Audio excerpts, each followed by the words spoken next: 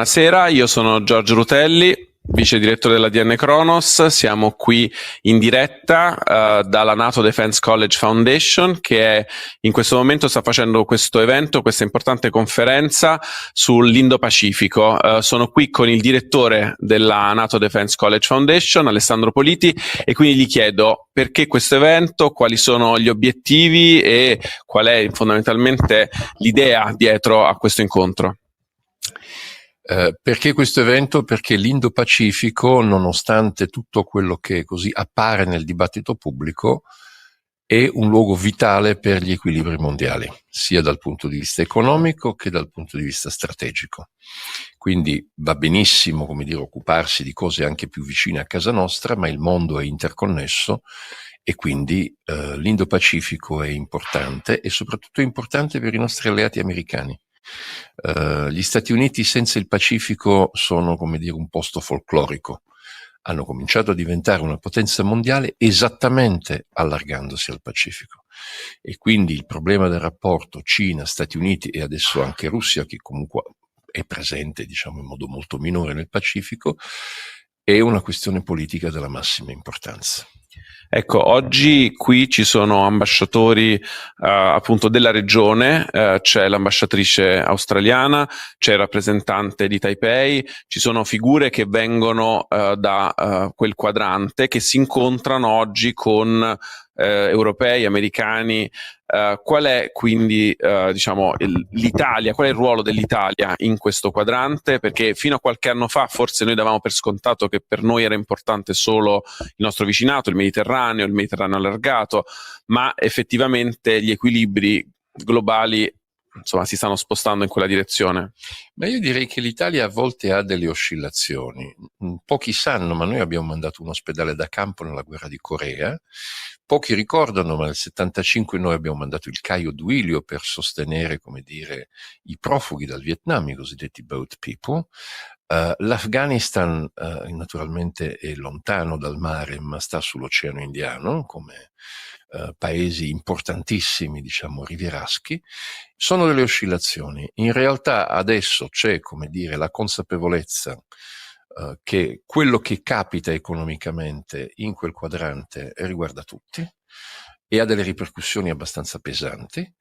E poi c'è anche la consapevolezza, sottolineata peraltro dal segretario generale della Nato Rutte, che l'Euro-Asia è connessa con l'Indo-Pacifico non fosse altro attraverso il problema russo, ma è veramente il collegamento più evidente, o i nordcoreani che sono arrivati in Ucraina. Ma questo è, come dire, la superficie. La sostanza è che se noi non abbiamo un approccio come ce l'ha la Nato a 360 gradi sulla sicurezza, rischiamo di avere dei gol dall'altra metà del campo, e questo sarebbe seccante. Grazie, allora la seguiremo durante la conferenza e ci sentiamo presto. Grazie Alessandro Minuto-Rizzo.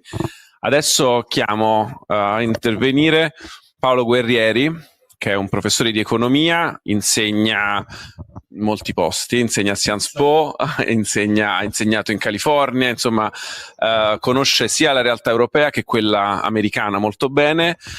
Oggi si parla per esempio di IMEC, di corridoi anche economici verso l'Indo-Pacifico per l'Italia, dell'Italia come terminale di una serie di collegamenti. Oggi sono anche dei cavi sottomarini, per esempio, insomma, sotto vari profili, sotto il profilo delle connessioni di reti, delle connessioni energetiche, ma anche degli scambi commerciali, ovviamente.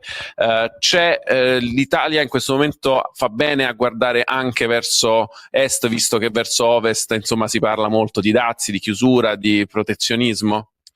Ma fa bene, perché in realtà poi questi rischi che stiamo correndo e che viviamo in Italia e in Europa sono anche i rischi che molti paesi dell'Indo-Pacifico fronteggiano. Sono i rischi di una frammentazione dell'economia mondiale che è sotto i nostri occhi, e soprattutto sono i rischi di un protezionismo che con l'arrivo dell'amministrazione Trump ha subito un'escalation.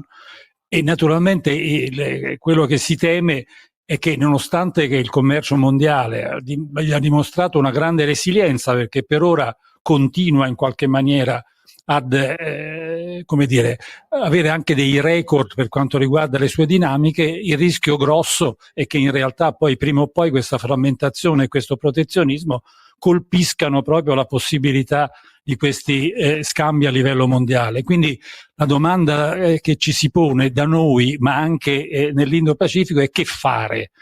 E naturalmente c'è chi risponde alzando le mani, perché dicendo che poi tutto dipenderà dagli Stati Uniti e dalla Cina, se si metteranno d'accordo, se si faranno guerra. E io credo di no. E io credo che proprio incontri come questo di oggi debbano dimostrare che c'è spazio, se si vuole, per una sorta, diciamo, di governance molto particolare, cioè che deve guardare ad accordi più limitati degli accordi globali che si facevano decenni fa, perché quel mondo non c'è più.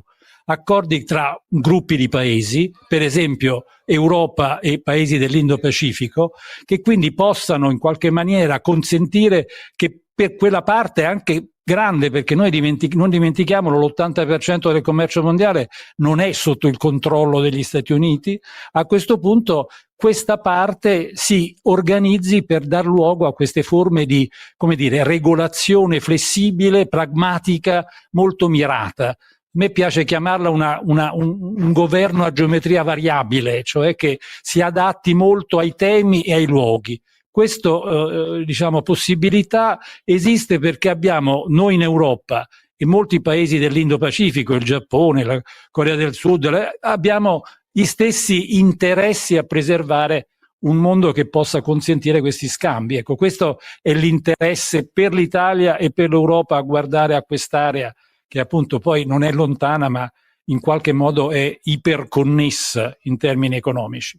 Ecco, lei ha scritto un libro che si chiama Europa Sovrana, l'ha scritto insieme a Piercarlo Padoan e secondo lei quello che ha visto in queste ultime settimane, in particolare anche ovviamente con le elezioni tedesche, con la Germania che di nuovo avrà un governo un po' più solido, un po' più stabile, quello che è successo a Londra 2 giorni fa, anzi ieri, e quello che insomma c'è stato nelle ultime settimane ci fa capire che c'è sicuramente una spinta per l'Europa, diciamo, a ripensare anche il proprio ruolo nel mondo, anche allargata magari al Regno Unito, e secondo lei ci sono le condizioni? Per ora si parla di difesa, si parla di sicurezza, ma sotto il profilo economico c'è anche lì una possibilità di di una centralizzazione, di un controllo maggiore da parte di Bruxelles delle dinamiche globali, o c'è il rischio che poi gli Stati membri davanti alle le guerre commerciali eccetera vadano da soli? Perché una cosa che non si dice molto è che comunque la politica commerciale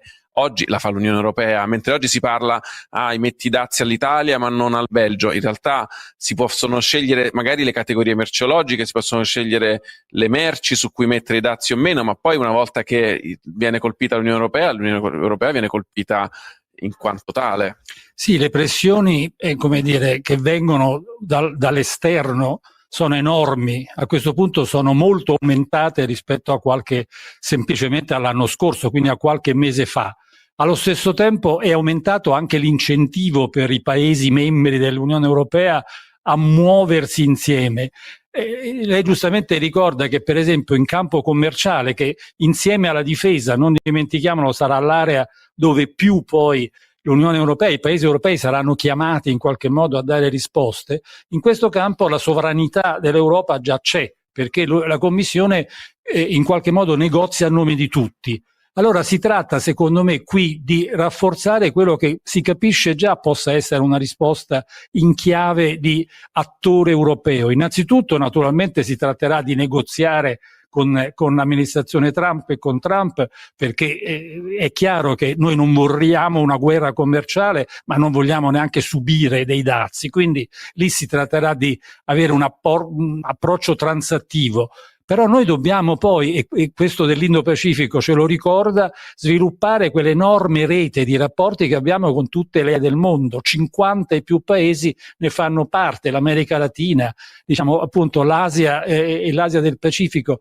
A questo punto, quindi, questa è una seconda grande area dove trovare delle forme in qualche modo di rafforzamento del ruolo dell'Europa. Terzo, non dimentichiamolo, ce lo ha ricordato proprio qualche tempo fa Mario Draghi sul Financial Times, abbiamo all'interno del mercato interno europeo dei dazi da rimuovere il più rapidamente possibile, quelle che impediscono gli scambi addirittura tra i paesi europei. Questo è un campo enorme di potenzialità, quindi qui ci sono tre direzioni, diciamo, quello che può essere un negoziato con gli Stati Uniti di Trump, espandere questo network internazionale globale e rimuovere e rilanciare il mercato interno, che possono offrire all'Europa, come dire, sia un rafforzamento economico, ma sia anche un ruolo geopolitico nuovo. Naturalmente, come lei diceva, l'unità e evitare le divisioni è fondamentale, quindi questo sarà fondamentalmente il problema da affrontare e da subito. Grazie a Paolo Guerrieri. Adesso do la linea alla regia perché sta iniziando la diretta e la conferenza della Nato Defense College Foundation. Grazie.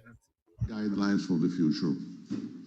We see realities changing before our eyes at an unprecedented speed, and events unfolding before the books and even the commentators trying to explain them. We have to embrace change for good reasons, and challenges don't go alone because we still believe that they are accompanied by opportunities. This is why we think that it is important to understand and analyze in the best possible way situations that seem particularly intricate. And I think we all understand what we're talking about. The Foundation is today addressing the Indo-Pacific issue for the third time, and at each passage we wish to make another step in better understanding the issues, discussing them from different angles in a serious, scientific and informed conversation. We convinced to carry it out a spirit of measure and respect, and persuaded that dialogue and prevention is fundamental. This is why the Foundation embraces cooperative security, the third core task of NATO, as a few of you may know. It means building partnerships based on mutual respect, a two-way street with the primary objective to project stability, based on dialogue, consultation, and practical cooperation. It aims at upholding the rules-based international order. The Indo-Pacific is very important in many ways, and developments in this vast region can directly affect the Euro-Atlantic, as already Secretary General Rutte remembered several times. In today's world, we are all interconnected, another motivation for shaping a better understanding to the benefit of all. We look forward now, today, this afternoon, to an interesting exchange and have divided the conversation in two panels. NATO is not a primary actor, of course, but it is looking at 360 degrees security approach and remains a relevant security provider. We acknowledge the partnerships that was established with Australia, Japan, New Zealand and South Korea, four very relevant and important actors in many ways. Strategic approach and coordination with them are going to be very helpful to ensure regional stability. A cooperative security framework helps to avoid dangerous escalations, building shared confidence and common projects. Training and education are part of that, and the college in Rome has a natural role to play. So we are opening a new book and its first chapter. The second panel looks at geoeconomics and cooperation, at the promotion of tools of soft security in a diversified environment, where there is an interplay between diplomacy and economics. Supporting trade and technology and promoting exchanges is in the general interest, resisting at the same time to cyber threats and hybrid measures. Secure trade routes, stable supply chains, resilient infrastructures are also factors that contribute very much to stability. I wish to thank the speaker moderators who have accepted our invitation today here in Rome. They are the best specialists available, and on the issues to be discussed, they offer a game of expertise. I thank Ambassador of Taiwan, Tsai, for his contribution, Ambassador Cowley, for the concluding remarks she promised to make, il circolo degli esteri, where we are, for their hospitality, and on a personal note, the best wishes to the new president-elect, Maria Sultacili. We wish the best for you. Congratulazioni. Special thanks go to the Ministry of Foreign Affairs and International Cooperation of Italy. I see it, Ken Kitatani here, the Compagnia di San Paolo, for this support on this project. And last but not least, my thanks to our media partners and of course to the entire staff of this foundation for their hard work and their enthusiasm. And thank you for the attention. Thank you very much. We can start with.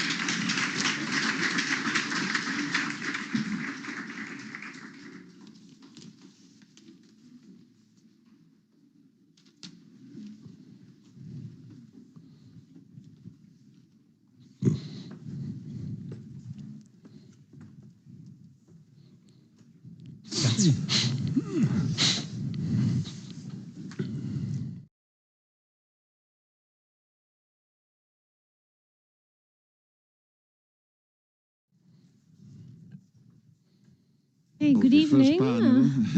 You can introduce yourself. Thank you very much, President. Thank you, Nato Defense College Foundation, for having us. It's an honor and a pleasure. My name is Amaya Sanchez, and I'm Senior Fellow working on India, actually, in the Asia program at Institut Montaigne in Paris. Also Associate Fellow at the LSE Ideas. So I'm joined today by a stellar panel, I have to say. Before going into each one's introduction, perhaps, if I may, just to frame the discussion, I'll just sort of note who's at the table with me to begin with. To my right is Dr. Louis Simon.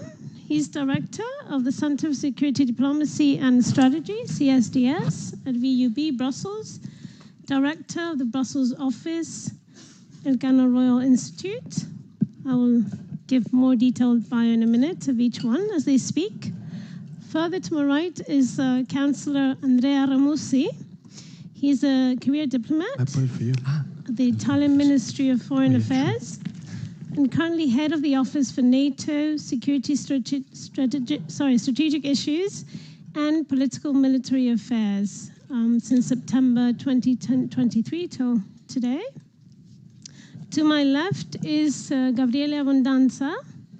He's an international relations and international security scholar, also Marie Curie Fellow at the University of Madrid, Complutense, Associate Researcher at the University of Sydney in Australia, as well as Associate Fellow at Istituto Affari Internazionali here in Italy.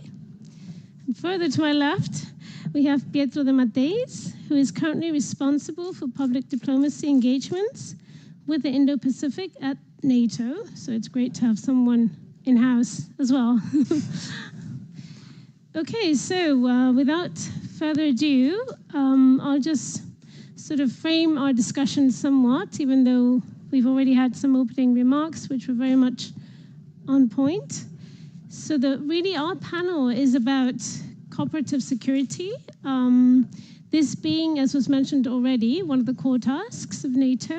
And the focus really is about soft security, meaning political dialogue, also a practical means of engagement, and specifically in the Indo-Pacific region.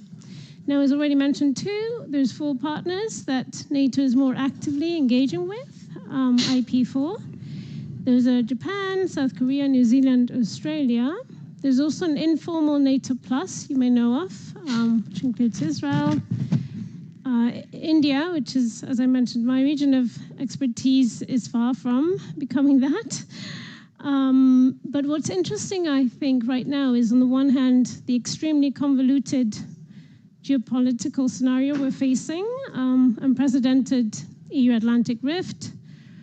We're mentioning all of this today later. Of course, the strategic relationship between Russia and PRC, China, but also the unprecedented threats we're currently facing when it comes to not just the Indo-Pacific generally. For example, I wanted to mention critical and disruptive technologies, protecting energy security. There's the usual terrorism. There's also cyber defense. There's counter-piracy. And of course, nuclear non-proliferation. There's also actual threats from the region. Of course, China's potential aggression in Taiwan is ranked top in the list, together with the Korean Peninsula, but not only. It's also about instability in the Western Pacific, for example, and it's also about, coming from a sort of more Indian Ocean perspective, the threat of China's presence in the region, also geoeconomically speaking, right? And in terms of critical infrastructure. So it's not just the usuals that we discuss. Okay, I'll stop here because I would really much like the speakers to speak. We're going to start off with Chancellor Andrea Romussi, if I may introduce you properly now. As I said, he's currently working at the NATO office, the Italian Ministry of Foreign Affairs.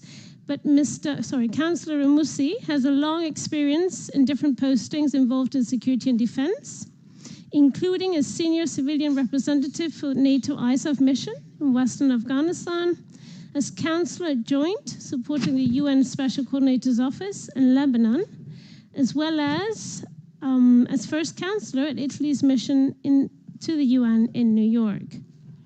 More recently, he was appointed Italy's ambassador to Burkina Faso prior to joining his current position. And Chancellor Romussi is going to sort of take a broader perspective to begin with on how to increase the alliance's consensus on a common strategic vision, taking into account the current situation. Thank you. Thank you very much, Amaya. Much appreciated. I would take the standing over there to deliver my remarks. First of all, I would like to thank Ambassador Minuto-Rizzo, the Nato Defense College, and his team for organizing this roundtable. Appreciation goes also to the Circolo for having us here today. Delving on the issue that we discussed today is of increasing importance nowadays.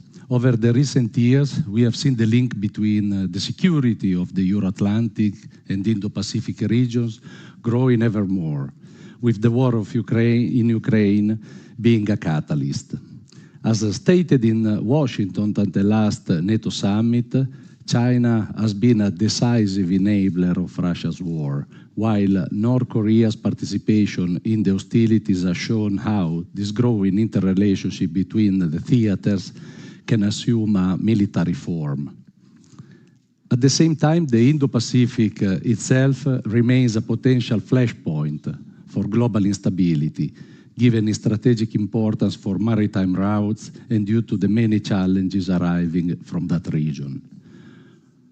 We are particularly concerned about the global impact that tensions in the region might have, especially in terms of disruption of sea trade, global supply chains, and the broader consequences on international stability. What needs to be avoided is to message a supposed collective West distraction, which our competitors might want to leverage to pursue incremental gains in the Indo-Pacific region. For this reason, we deem it essential to maintain an effective coordination among the allies and partners, with a view to sending unequivocal messages of condemnation and readiness to deal with any unilateral attempt to change the status quo by force or coercion. Against this backdrop, only a comprehensive and coordinated approach would offer the opportunity to effectively address the multiple challenges affecting the region's stability and avoid further possible spillover effects to the Euro-Atlantic and global security. I believe that the results achieved at the last summit were of great importance to consolidate our dialogue with regional partners and set forth a positive agenda on shared security interests that can enhance our ability to tackle common threats and challenges. We have agreed on a number of flagship projects to strengthen our practical cooperation in the support to Ukraine, as well as in the field of cyber defense, countering disinformation, and technology. In this regard, we have achieved considerable progress in our engagements and held joint activities in all the sectors that I have just mentioned. Such initiatives are of great importance to live up to the challenges that the Alliance and its partners face, such as maintaining the technological edge over their competitors. In addition to this, our political dialogue with partners in the Indo-Pacific has equally gone.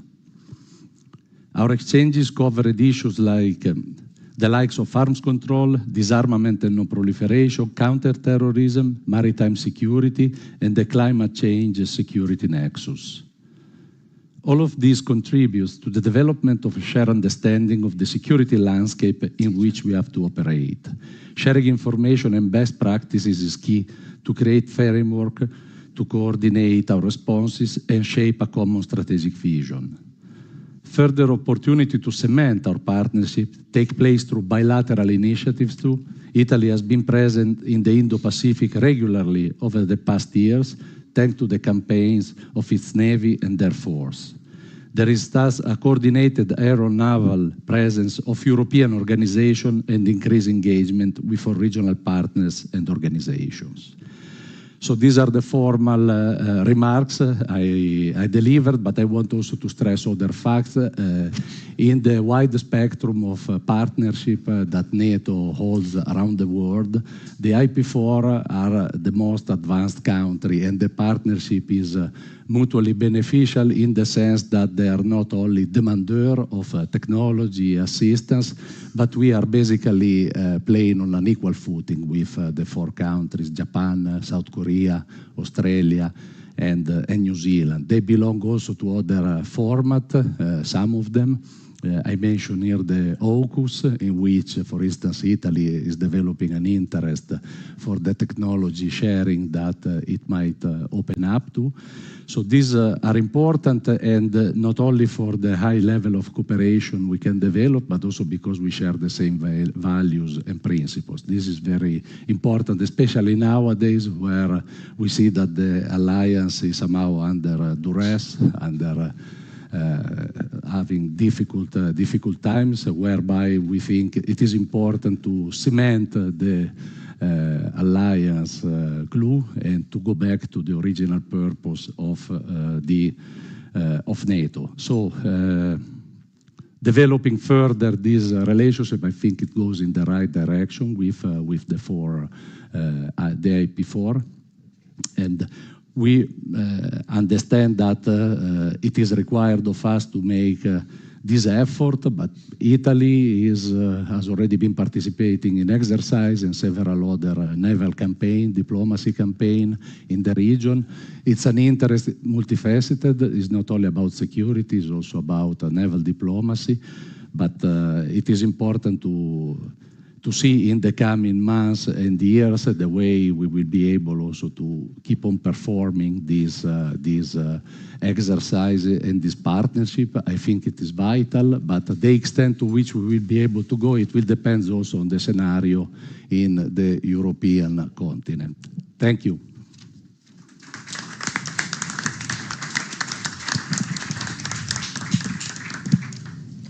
Okay, thank you very much, Councillor Ramusi. You were actually ahead of time, which is very unusual. So thanks a lot for that.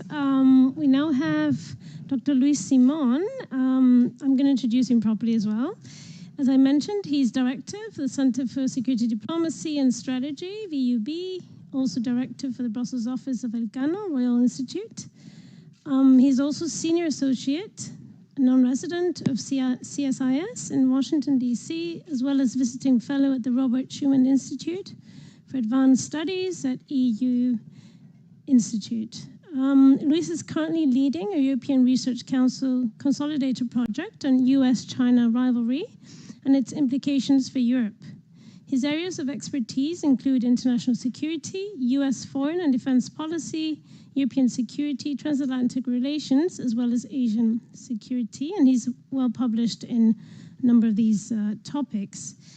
Now, again, against the extremely volatile situation we're facing, particularly when it comes to the Euro-Atlantic rift, Ukraine scenario with unpredictable sort of rapprochement between Russia and the US.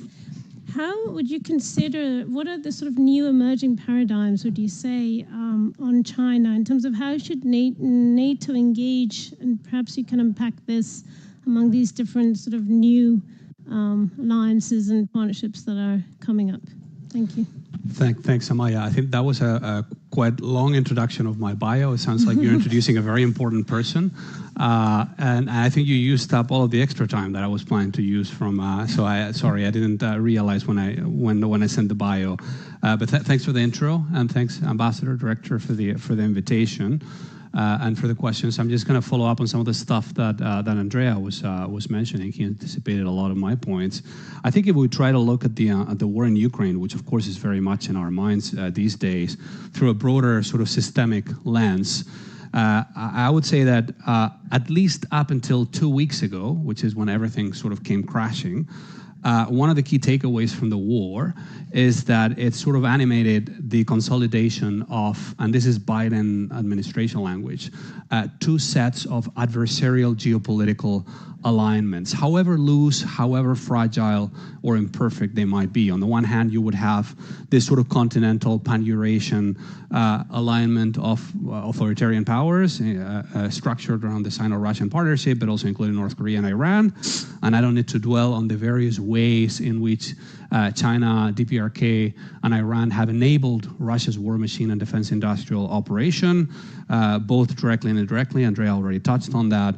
And then on the other hand, you have this sort of greater alignment between US allies in the Indo-Pacific and the Euro-Atlantic. And we've seen Japan, Australia, ROK come forward in support of Ukraine, but also strengthen its ties with NATO, right?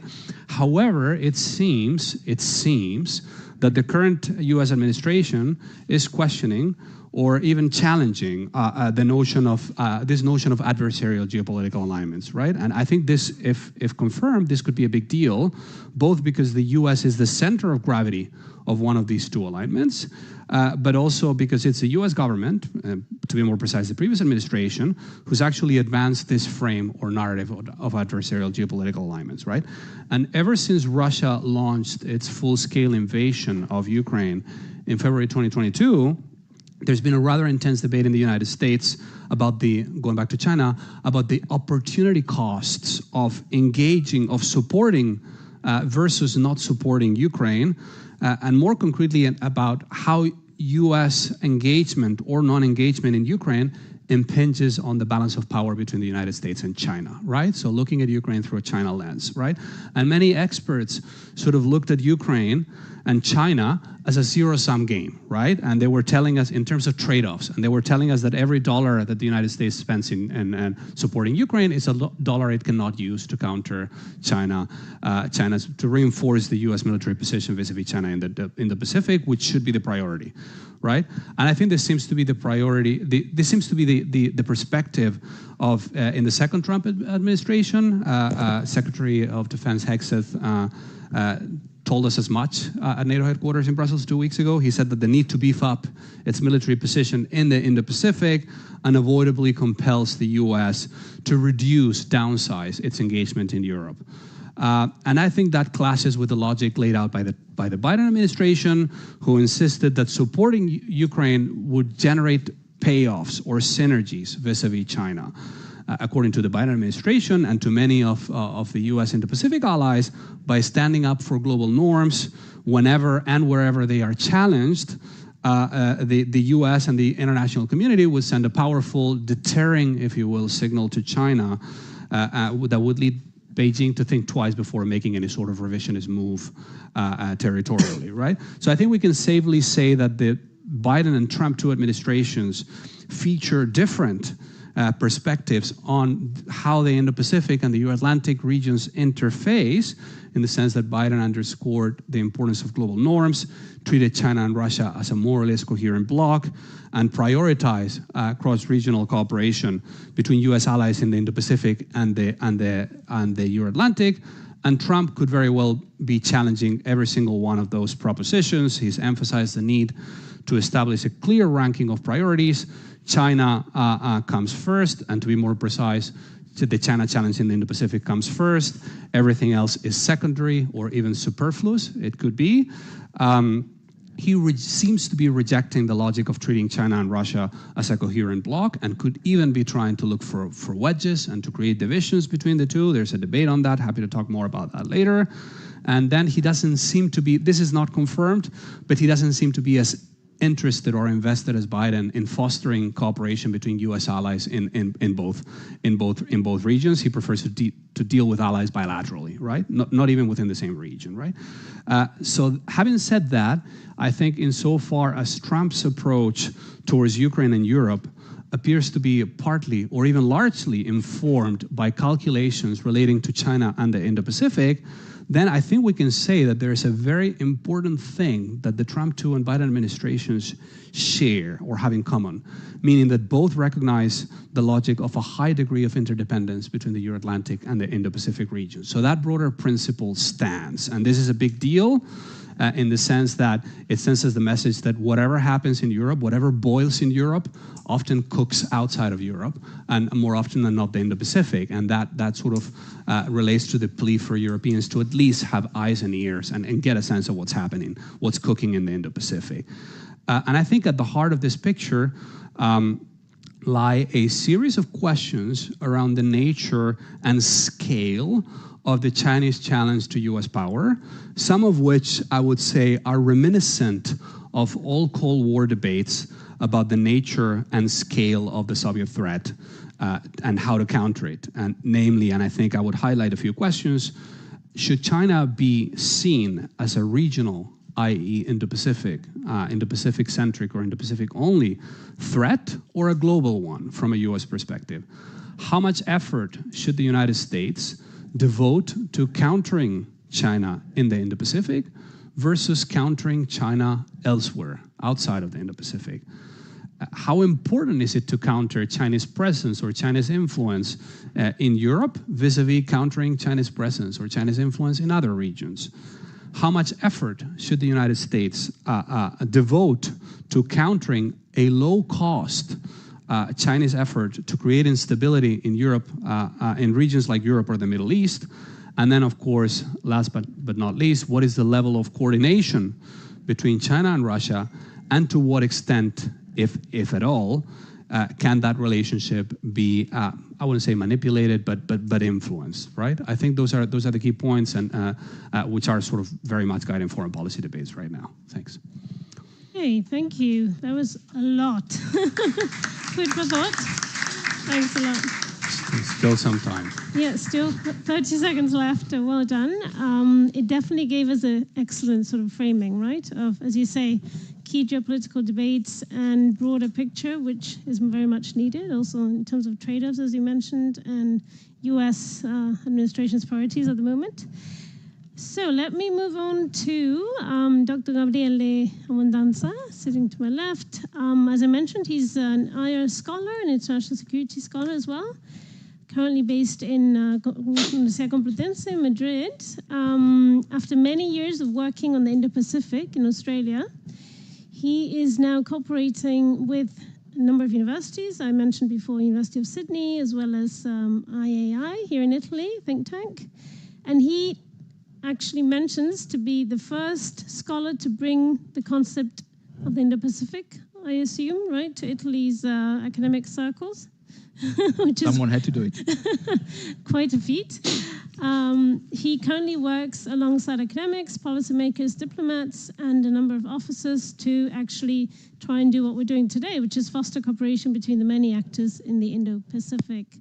So having this extremely sort of broad view of the region, having lived in the region, which is also extremely important for a long time, could you perhaps focus now, zoom in more on the interplay between the US, which we've mentioned sort of from the broader perspective, but also in terms of IP4, the Pacific partners, and the EU, and what are the implications for NATO? Thank you. Thank you. Thank you for this lovely introduction. Thanks to our presidents and directors for the invitations, and thank you all for being here. Now, being both a European and an Australian, I'll try to give you some insights into these very, very broad topics. So the IP4, Europe and the United States, I mean, we could be talking for hours about this. I'll try to be quick. We live today in a multipolar world, which may be a more democratic context compared to, say, 50 years ago, but that also makes it more volatile. And hence, cooperative security is more difficult to achieve as a goal. Now, the IP4, they are a particular grouping because they are a minilateral within a military alliance, which goes to show just how much there is an alignment between the IP4 and the fully fledged NATO members. This is extremely important because we know that what happens geoeconomically and geopolitically in the Indo-Pacific impacts on Euro-Atlantic security nowadays in a direct way. So the importance of the IP4 is more relevant today than ever. Australia, beginning with the IP4, it's a very committed actor in the region. It's possibly, arguably, the staunchest and steadiest US ally since World War II. It's a country that cooperates with NATO in a variety of ways in the Middle East, but also in the region itself. So given Australia's posture, we can expect more cooperation with NATO, even in terms of maritime security, but we also know how important US approval for such developments is in Australia. We then get to Japan, another very steady Indo-Pacific player. We know that the very concept, the very modern iteration of the concept of the Indo-Pacific was born in Japan, in Tokyo in 2007. And despite the country's traditional foreign policy limitations, Article 9, low defense spending, the country is increasingly threat aware, and for very good reason, of course. So if you look at the tailored partnership between Japan and NATO, we can see that the field of opportunities for bilateral cooperation is broadening. This brings us to South Korea, a particular country in this case, because as we know, up until not that long ago, strategic ambiguity was a word, was an expression that was widely utilized when referring to Seoul's foreign policy. And this was perfectly understandable. The security trade divide lived by countries in the region is huge, and South Korea is no exception. Still, the country is a major defense player, and given these capabilities and its renewed awareness of security threats in the region, this could be one of the many reasons that will lead to cooperate more with NATO. Fourth, we have New Zealand. New Zealand is a different country altogether in this case. New Zealand is a country that has a lower threat perception also, not only, but also for geographical reasons. Its focus on non-traditional security issues somewhat marks it as the odd man out, the IP4 grouping. Still, New Zealand has successfully implemented passing exercises in the Pacific region more than once in the past few years, and it has also cooperated with NATO on a variety of non-traditional security issues, especially in the South Pacific. So under these very specific circumstances, we can expect more cooperation with the alliance as well. On the other side of the pond, there's Europe.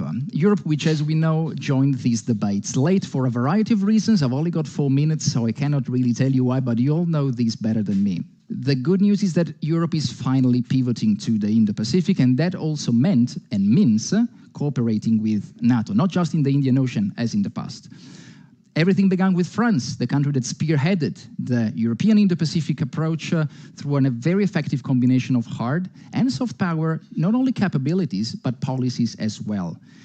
The United Kingdom, on the other hand, is a country that prioritizes hard power and more traditional containment policies in the region, aligning very well, of course, with the United States. Germany and the Netherlands, two major trading nations, countries that have sought to approach the region in a more moderate way, in a more rational way, some would argue, and this could be seen in their Indo-Pacific guidelines. Berlin in particular suffers from an excessive reliance on the lucrative Chinese market, but they are trying to address that as well. And that brings us to Italy, our own host country, which is a peculiar country in this case because on the one hand, it's a country that has very deep economic, normative, and even strategic engagements in the region. On the other, it's a country without a specific Indo-Pacific strategy. And some of you may remember this. I've been banging on this quite a while and quite a lot in Italy. other countries are joining this debate as well. So all of this bodes well for the cooperation between Europe, NATO, and the Indo-Pacific, but we need to be realistic. The international security scenario is more volatile than ever. It's deteriorating more quickly than we thought, and so Europe needs to decide whether it wants to become a master of its own destiny or not. To do that, there are no easy fixes, clearly. Higher defense spending is just one of the many solutions. More rational defense spending. We have a highly fragmented defense industry in Europe. That did work in the 20th century, not very well, but it did work, strategically speaking. It will not work in the 21st century. And perhaps even the creation of a security-oriented minilateral of European nations. These are extremely ambitious policies, of course, but these are very difficult times, and so they call for ambitious responses. Last but not least, surely not least, we have the United States, which is the initiator of the global liberal order, which we enjoy, most of us enjoy. In the Euro-Atlantic area, it's at the head of NATO. In the Indo-Pacific, it's at the head of the hub-and-spoke system. This is the very system that guaranteed US primacy for more than 70 years. Now it may be challenged both internally because of the destabilizing effects of the second Trump administration, and externally because of Chinese and Russian revisionism. So what needs to be remembered and highlighted is that this is likely to be not a permanent turn in US foreign policy. Yet, despite all of this, the US's allies and partners really need to do more than before, need to do better than before, and need to do all of this by themselves. This is difficult because we live in times in which the words and even the acronym NATO and ATO in the Indo-Pacific might be something that raises wariness in the region. And yet we need to do that as well. So there are some positive developments, the Draghi and Letta reports for the EU, the responses of Ursula von der Leyen and the Commission to those reports, the very recent remarks of Mark Rutte, which of course deal with what's been happening in the past few weeks.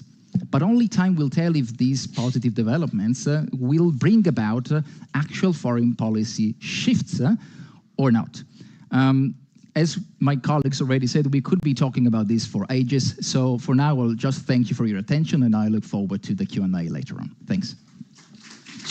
Thank you. Thank you very much on time as well. Well done. Thanks a lot, Gabriele, for that very sort of comprehensive overview of the many different actors, including the IP4, EU, and the US. So now we're going to zoom out again somewhat. I have Pietro de Matesi to my left, and again, let me introduce him as he deserves. He's, as I mentioned already, he's currently working for NATO, responsible for public diplomacy, having worked for 14 years for the EU in various positions in Brussels, North America, the Middle East, and Asia, which I'm sure is very convenient at this point in time. He has a PhD from the University of Cambridge and has researched at Columbia University in New York and Renmin University in Beijing, with a focus on energy, environment, and climate change diplomacy. So again, as I mentioned, could we perhaps, so we've gone quite a bit into detail, could we again sort of zoom out and think against the current backdrop, having mentioned the sort of very decisive moment we seem to be in, how could NATO really shape its narrative in the Indo-Pacific region to sort of make it more coherent and cohesive and productive, really? Thank you very much, Maya. Thank you very much, Ambassador, Director Politi. Thank you very much for being here. If you allow me, actually, I'll make a step back first, because I think it requires a bit of reflection. If you look at NATO, established in 1949, if you look at the UN, established in 1945, the World Bank, 1944, the General Agreements on Tariff and Trade that led to the World Trade Organization, these are organizations which have been established on the ashes of the World War II. So we know what happens when international rule-based order is not upheld, and actually that's why we have developed these institutions. NATO, as a political military organization, which was established in 1949, exactly aimed at ensuring peace and stability in the transatlantic space. And actually, we did that by ensuring that our allies would be strong enough to avoid and deter any possible attacks on our allies, and ensuring that an attack on one ally would be an attack to all of us. Very basic principle, Article 5. I worked for the EU, as you mentioned, 14 years. I studied all the treaties of the European Union, like this big. The NATO treaty, I invite you all to read it. It's only a couple of pages, but actually enshrines so much this progressive approach that we have really learned from after the Second World War. Very much anchored on the UN Charter, respecting the principle of rule of law and democracy and freedom. So I think it's very important to frame this conversation, what we stand for today, what NATO stands for. Of course, NATO has changed. The challenges that we face today have changed a lot over the past 75 years. Actually, last year we celebrated the 75th anniversary of NATO. The world has changed. Back then, the challenges were very, very much geographically located, very specific. Think of our domains, air, land, and sea. That's the domain where we would ensure deterrence. Now, we have space, clearly not specifically geographically located. We have the cyberspace. We have cyber attacks, millions of cyber attacks against our country on a daily basis. We have information space, the cognitive space, even though not specifically a domain for NATO, but it's a space, the information space where we are as democracies affected and attacked by Russia, and not only on a daily basis. Right, so the world has changed, NATO has changed. We have a strategic concept since 2022, after the Madrid summit, that actually updated the way we tackle these challenges. But clearly one key element is that the challenges we face are global, and that's why cooperative security, and was mentioned before by colleagues, it's so important. If challenges are global, we cannot deal them alone. Even though we have a good cooperation at regional level, transatlantic space, it's not enough. So if you want to deal with cyber, space, hybrid threats, think of undersea cables connecting the world, communication infrastructure, space. We need to cooperate. And that's why the approach of cooperative security is so important, and that's why we've developed some 35 partnerships with countries across the globe. We have Colombia, we have the IP4, specifically beyond our geographical scope. We have the partners in European space and not allied countries, the Partnership for Peace. We have the Mediterranean Dialogue. So we have partners across the globe, but the partners we have in the IP4, which by the way is not a formal grouping, the partners we have in the IP4, Korea, Japan, Australia, New Zealand, they are special. Special because we share the same principle, the same values of democracy, respect of the rule-based international order as nobody else. These are the countries that stepped together with us when Russia invaded Ukraine, sanctions, increased cooperation. So that's why these partners are so important. Historically, these partners, cooperation is not new. They've been working with us for decades. Think of the cooperation in Western Balkans. Think of Afghanistan. This cooperation is long-lasting, but actually even predates, if you think, even NATO.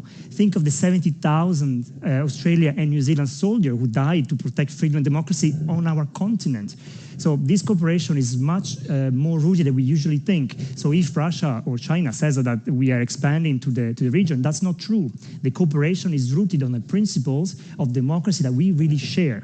And of course, there are also other aspects. We need to be at the highest level of technology to be able to deter our adversary. And only by cooperating with those countries that are actually at that level of technology, think of Japan and Korea, we can be at the highest level of technology to deter our enemies. Even though in the cyber and hybrid space, there's lots of happening, so we should do maybe more there. And of course, the cooperation need to be reinforced, and that's why over the past several years, we have reinforced the cooperation, especially after Russian aggression of Ukraine. Clearly, this marked a key point for the evolution of our relationship. We know already economically we are connected, I mentioned historically, politically, economically, 1/5 of the economy goes through the choke points in the Indo-Pacific. 2/3 of the semiconductors come from the region, and Taiwan specifically. But now, when we have a no-limits friendship between Russia and China, when we have a mutual defense cooperation between North Korea and Russia, with troops from North Korea coming on the front line and missile being used against Europeans in Ukraine, clearly this adds a very strong dynamics of security which connects the two regions even more. And of course, our friends in the Pacific also are worried that what is North Korea getting out of all the support that North Korea is giving to Russia? Is it technological support? Is it maybe ballistic support and technology that can then further put in danger the stability of the Indo-Pacific. So once more, an element of makes us worried about the situation there. Now, the new concept, 2022 concept of NATO doesn't consider China as a threat. So that's very important. China is a challenger. But even before the Russian aggression, we know that China is problematic for several reasons. There's a significant buildup of the military capacity of China with no transparency. That's problematic because we don't know. Hi, so we are back here at the Nato Defense College Foundations. I'm Giorgio Rutelli, and we have here with us Ambassador Vincent Tsai. He's the representative for Taiwan in Italy, in Rome. And welcome. Thank you for being with us. So I wanted to ask you, Italy and Taiwan have a strong relationship. We have a very strong economic relationship that goes also beyond semiconductors, because we do know that semiconductors is, one of the main one of the main strengths of Taiwan. But what is, how is going Italian and Taiwan's relationship right now? And what are the areas in which it can grow? Okay, thank you very much. I think we have been maintaining very close relationship between Taiwan and Italy. And I also believe our relationship can even be closer in the future. And right now, between two countries, we focus very much on political cooperation, economic cooperation, and technological cooperation. I would like to emphasize very much on the economic cooperation between two countries. And Italy became the number 3 biggest trading country for Taiwan in Europe. Every year, we have more than 5 to 6 billion total trade between two countries. And right now, we would like to bring more Taiwanese businessmen to do investment in Italy. And in 2024, we have 700 million investment from Taiwan directly to Italy, focus very much on the semiconductor, electric car, energy, and also hotel business. So we will continue to do that because we feel very confident for the market here. We believe the businessmen from Taiwan, they can make big money in this market. And of course, apart from economic cooperation, right now, between two countries, we would like to put together for the technological cooperation. I would like to point out several industry we can work together. Of course, semiconductor industry, we already achieved some good record on that. Apart from that, we also would like to emphasize the artificial intelligence and also electric car. I believe these two areas, we can continue to create a benefit for two countries. So technological cooperation is another shining spot between bilateral cooperation.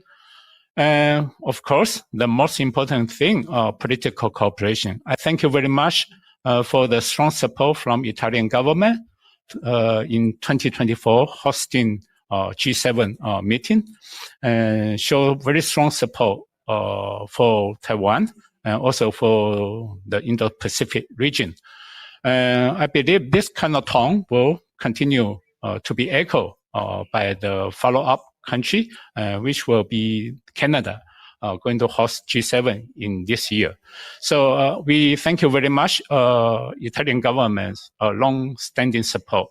And we also happy to see that Italian government send their naval vessel to Indo-Pacific region and to join the training exercise and all the exchange in that area.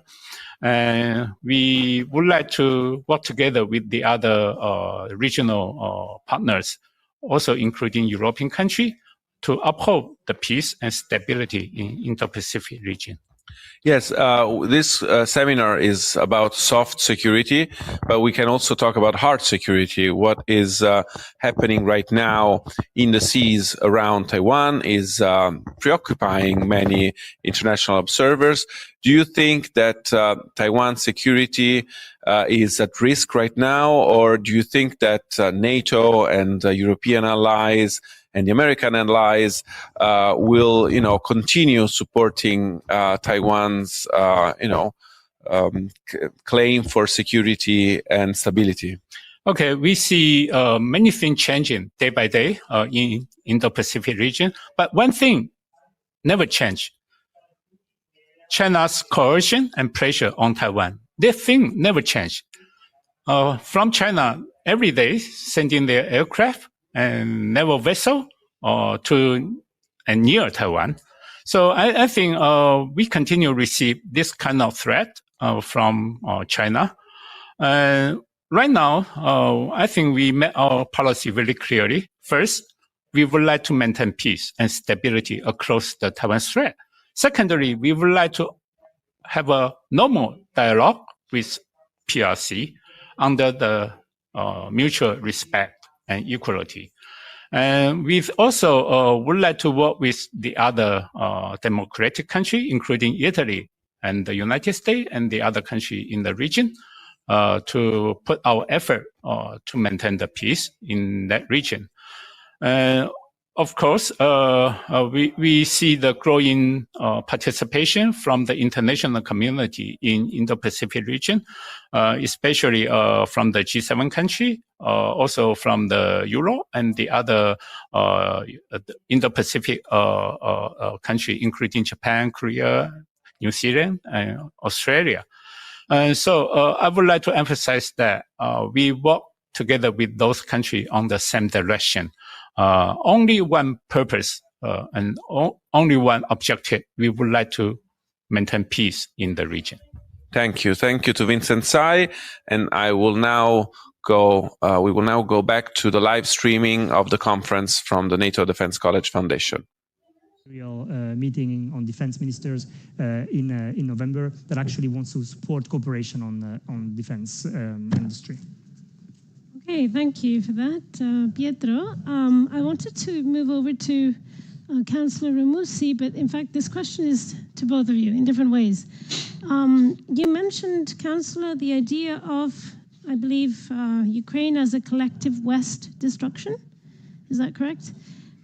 So I'm intrigued by this, particularly in the current context, right? Because you, as I understood your argument, Luis, you were saying that it's for the US, precisely what it's trying to do is sort of shift very much the attention towards the Indo-Pacific, but hence China, it's indecisive as to whether China is a global or a sort of only regional threat.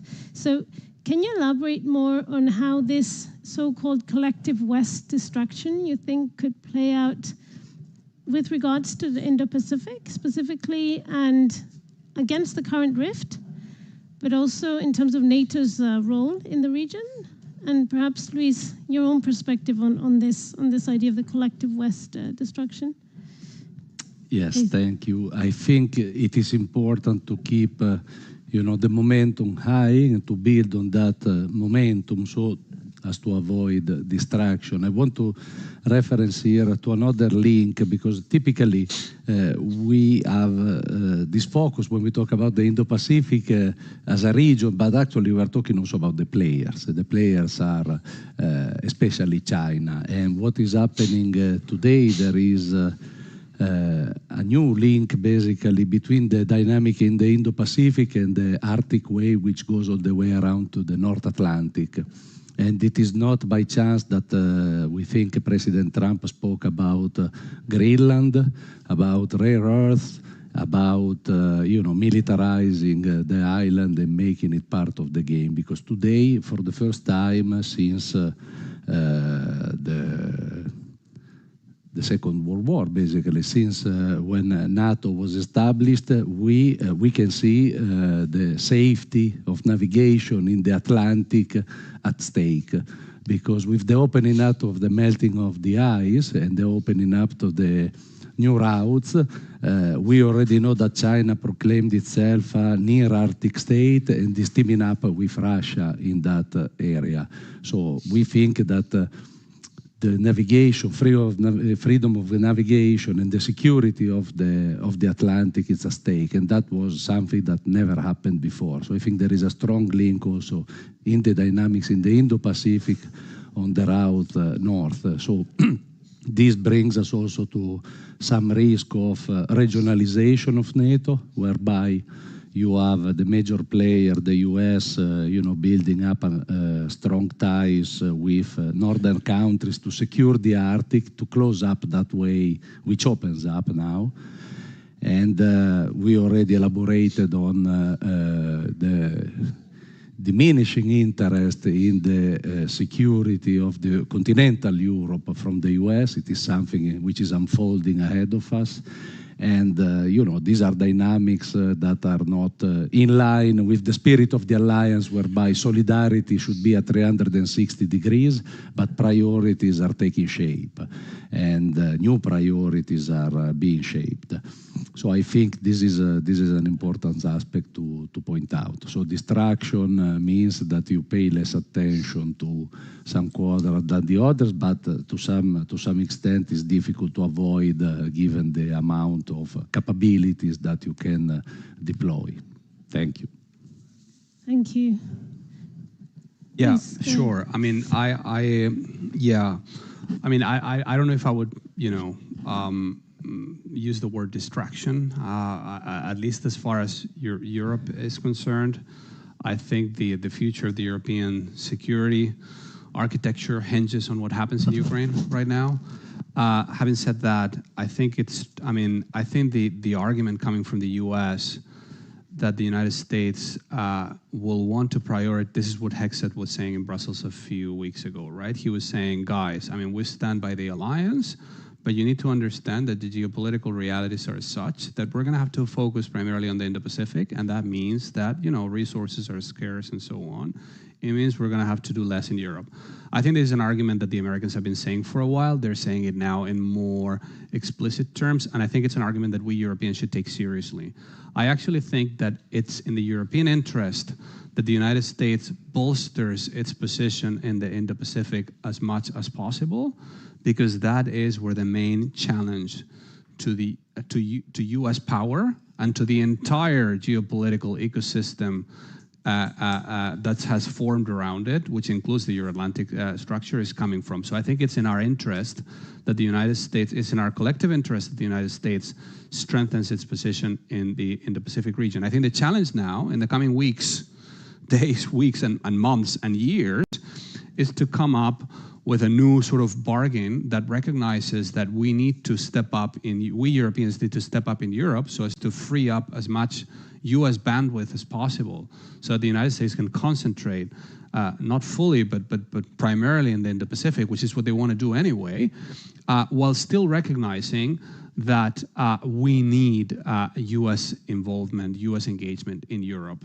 Because it's critical in terms of political and military leadership and unity of action. I think there's a lot of what the US provides in Europe that we can replace by doing more, a lot of capabilities, a lot of assets that we can replace, but there are some things that are very difficult to replace and for which we still need the United States. So I think the challenge in the coming days and weeks and months is to have that more granular conversation through which we recognize that we need to facilitate indirectly the US's interest in rebalancing seriously, even radically, to the Indo-Pacific, while still recognizing that we still need US support and for the US to enable the European security architecture.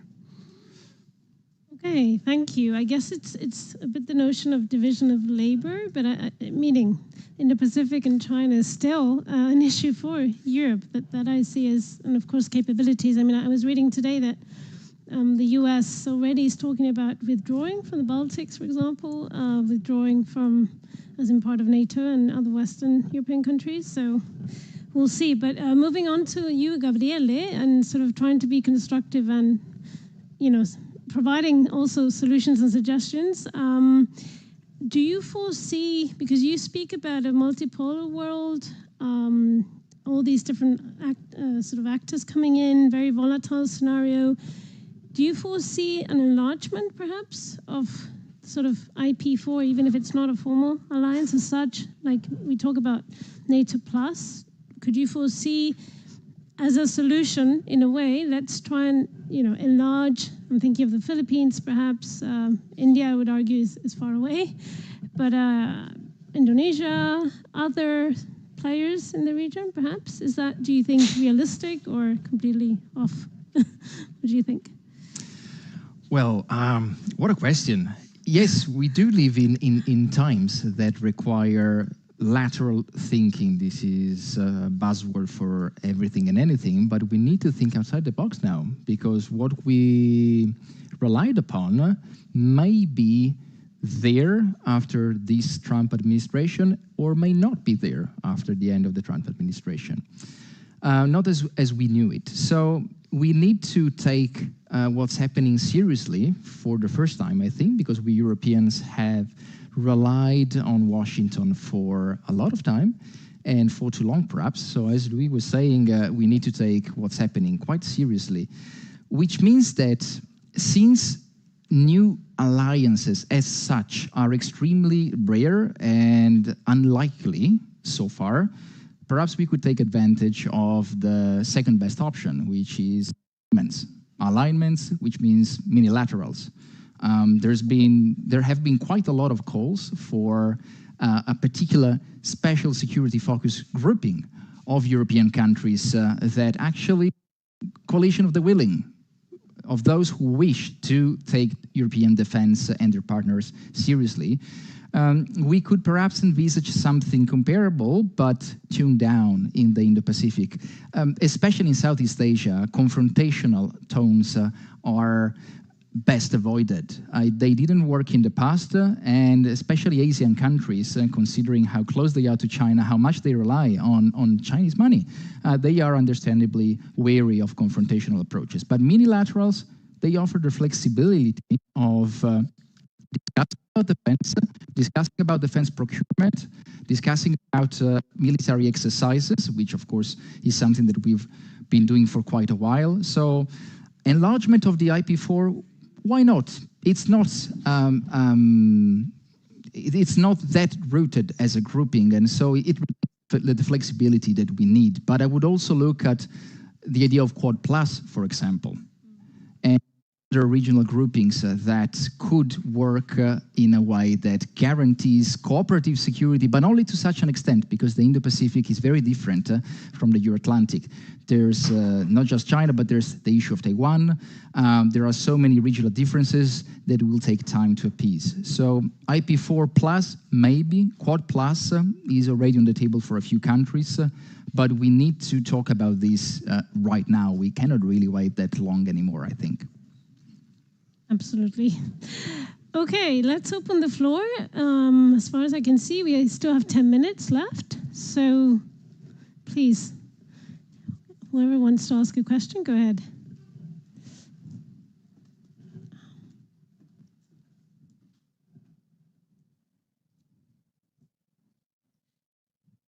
Supposing we go towards a divorce, do you think that the Europeans have some items during a divorce you use as much as you can to get the most out of the other party? So do we have any issues that can use in the Atlantic and in the Pacific? Thank you. We get maybe a few more and then we can... Non ho capito.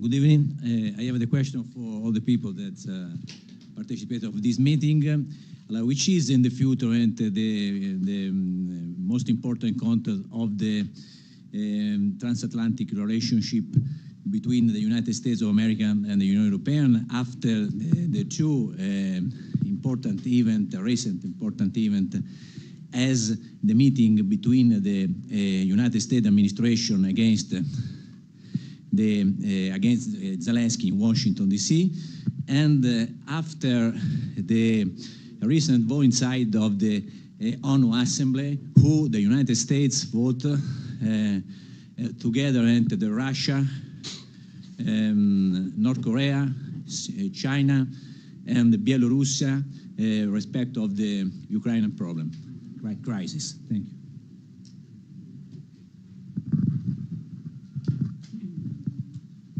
Okay, one more, and then we can. Good evening. Good afternoon.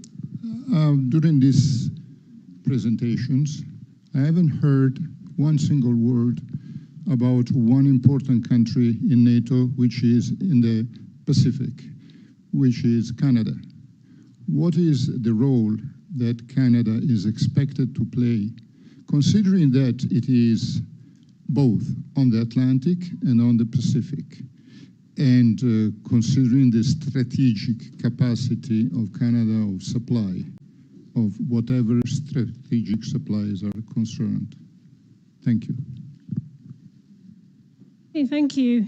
Let's let our speakers respond. Luis, I think you wanted to respond to the one on the Atlantic and the Pacific, so go ahead. So I can take a crack at the first question. I mean, if I understood it correctly, you're asking if there's anything that Europeans can bring to the table when it comes to the possible Indo-Pacific contingency, right? I think my answer to that question would be yes. No doubt, yes. And I think it's a very good question.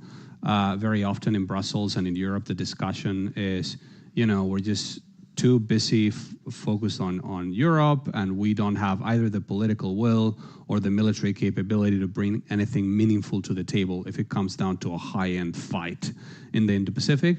I do not think that is true. The political will question might be true, but you're asking about capability, right? You're not asking about the conditions and so on. I think right now, if you're thinking of a high-end fight between China and the United States over Taiwan or over some sort of first island chain contingency, it's in all likelihood, and there have been lots of games and TTX exercises on this, that it would spread very quickly, right? Horizontally, geographically, right? Into the Western Indian Ocean, into the Eastern Indian Ocean, into the Western Pacific, and so on, in all likelihood that the Chinese and the US navies, wherever they sort of find each other in this sort of broader theater of operations, they would be clashing, right?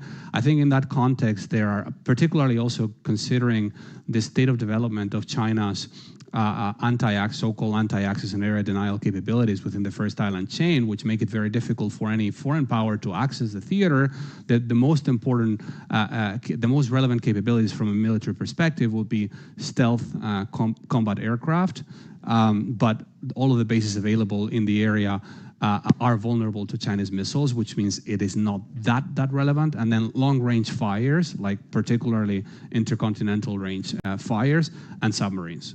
When it comes to submarines, which is probably the most important capability because you can get the closest to the fight, I think European capabilities today far outweigh the capabilities of any U.S. ally in the Indo-Pacific. So if you're talking of a sort of high-end scenario, and I'm talking only the military capabilities, not the politics, within the next 10 years or even 15 years, the capabilities that Europeans could, if they wanted, and if there's no other contingency in Europe, bring to the table could be strategically even meaningful.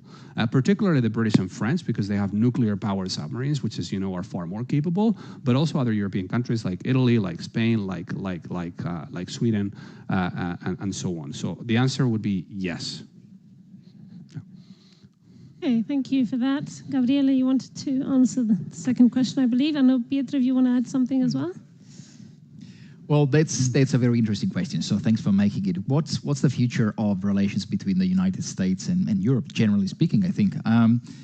It's, well, they don't have an answer to that. I can only think that the relation we used to have with the United States, which was somewhat convenient, let's be honest, is likely over. There may be hiccups in these new foreign policy shifts, and there will be because US politics changes, of course. But it's really time to wake up from what a great Australian scholar, Rory Metcalfe, called the European holiday from history. We took that holiday from history for very good reason. Now it's time to wake up again and to remember that we have allies, but we also have partners, and both need cooperation with Europe. The capabilities, Louis was saying that the capabilities are, at least theoretically, mostly there, and that is true. If we take a look at national power indicators, the combination of European countries is extremely high. This is what's on paper, though. In reality, we lack, as we said before, we lack an integrated defense system that will take decades for Europe to develop. We lack, most of all, the political will. It's not really anyone's fault. The way that Europe and the European Union works and is geared is for different times. So we either update how the European Union works, which is very difficult, of course, because you need to put a lot of people on the table and everyone needs to say yes, or we rely on smaller groupings which are quicker, albeit less formal, which is possibly the path ahead for the leading European nations and some other willing to join the coalition of the willing. So, on top of this, I don't have anything else to add at the moment. This is what we need to do. First of all, we need to realize that times are changing and we need to change as well. Okay, Pietro, Councillor? Yes, no, if I may further elaborate on that, obviously nobody's got the answer where the alliance is actually going, but what I can tell is that Italy is working for preventing division in the Western field. The division would be very detrimental to all of us and would definitely weaken us. So this is the main objective of the Italian government now.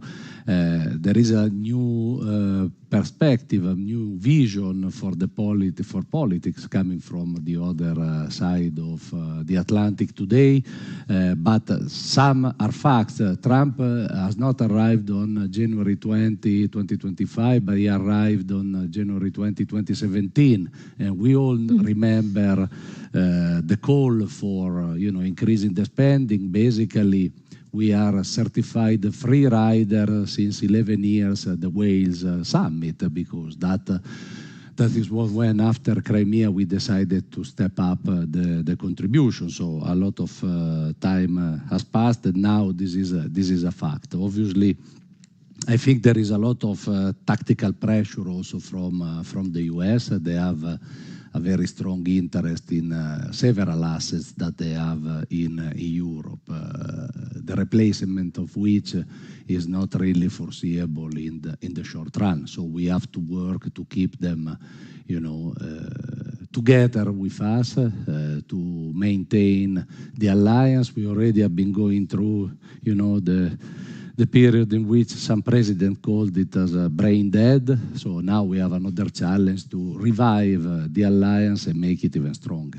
Thank you. Hey, thank you, Pietro. Final remarks. If you want to add something about Canada also, that would be useful. Maybe one point I think which is good to note. The good thing of institutions is that institutions, they bring stability. Sometimes they are slow to adapt, for sure, but the good thing also, they bring stability. And this means that NATO, as a political military alliance, of course, we prepare defense plans, but also we are a fora for discussion for our allies. And actually, that's what we wait for, the summit. And we see what will be the new consensus among the allies, because as you know, NATO is an organization which decides everything by consensus. So I think we have to discuss internally and see if any position will change at some point. For now, NATO's position as an alliance hasn't changed regard to anything, because it requires a consensus among allies and with a concept, and we have a summit decision which are clear on all the points we mentioned before, including on Ukraine for sure. Regarding Canada, well, I don't know exactly how to respond to that point, but for sure, Canada is indeed also in the Pacific power. Actually, before joining NATO, I was posted for a while in Canada, and so I know well the country.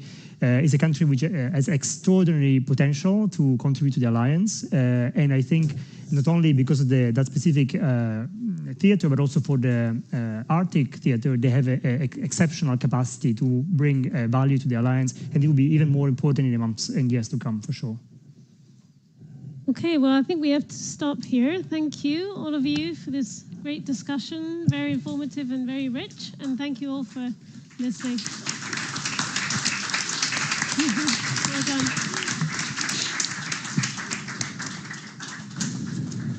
You know, this panel is more centered on geoeconomics. And unfortunately, we have one person which couldn't make it from our Foreign Affairs Ministry, but we have, from my right. Eccoci tornati in onda, siamo con Andrea Romussi, un diplomatico del Ministero degli Affari Esteri.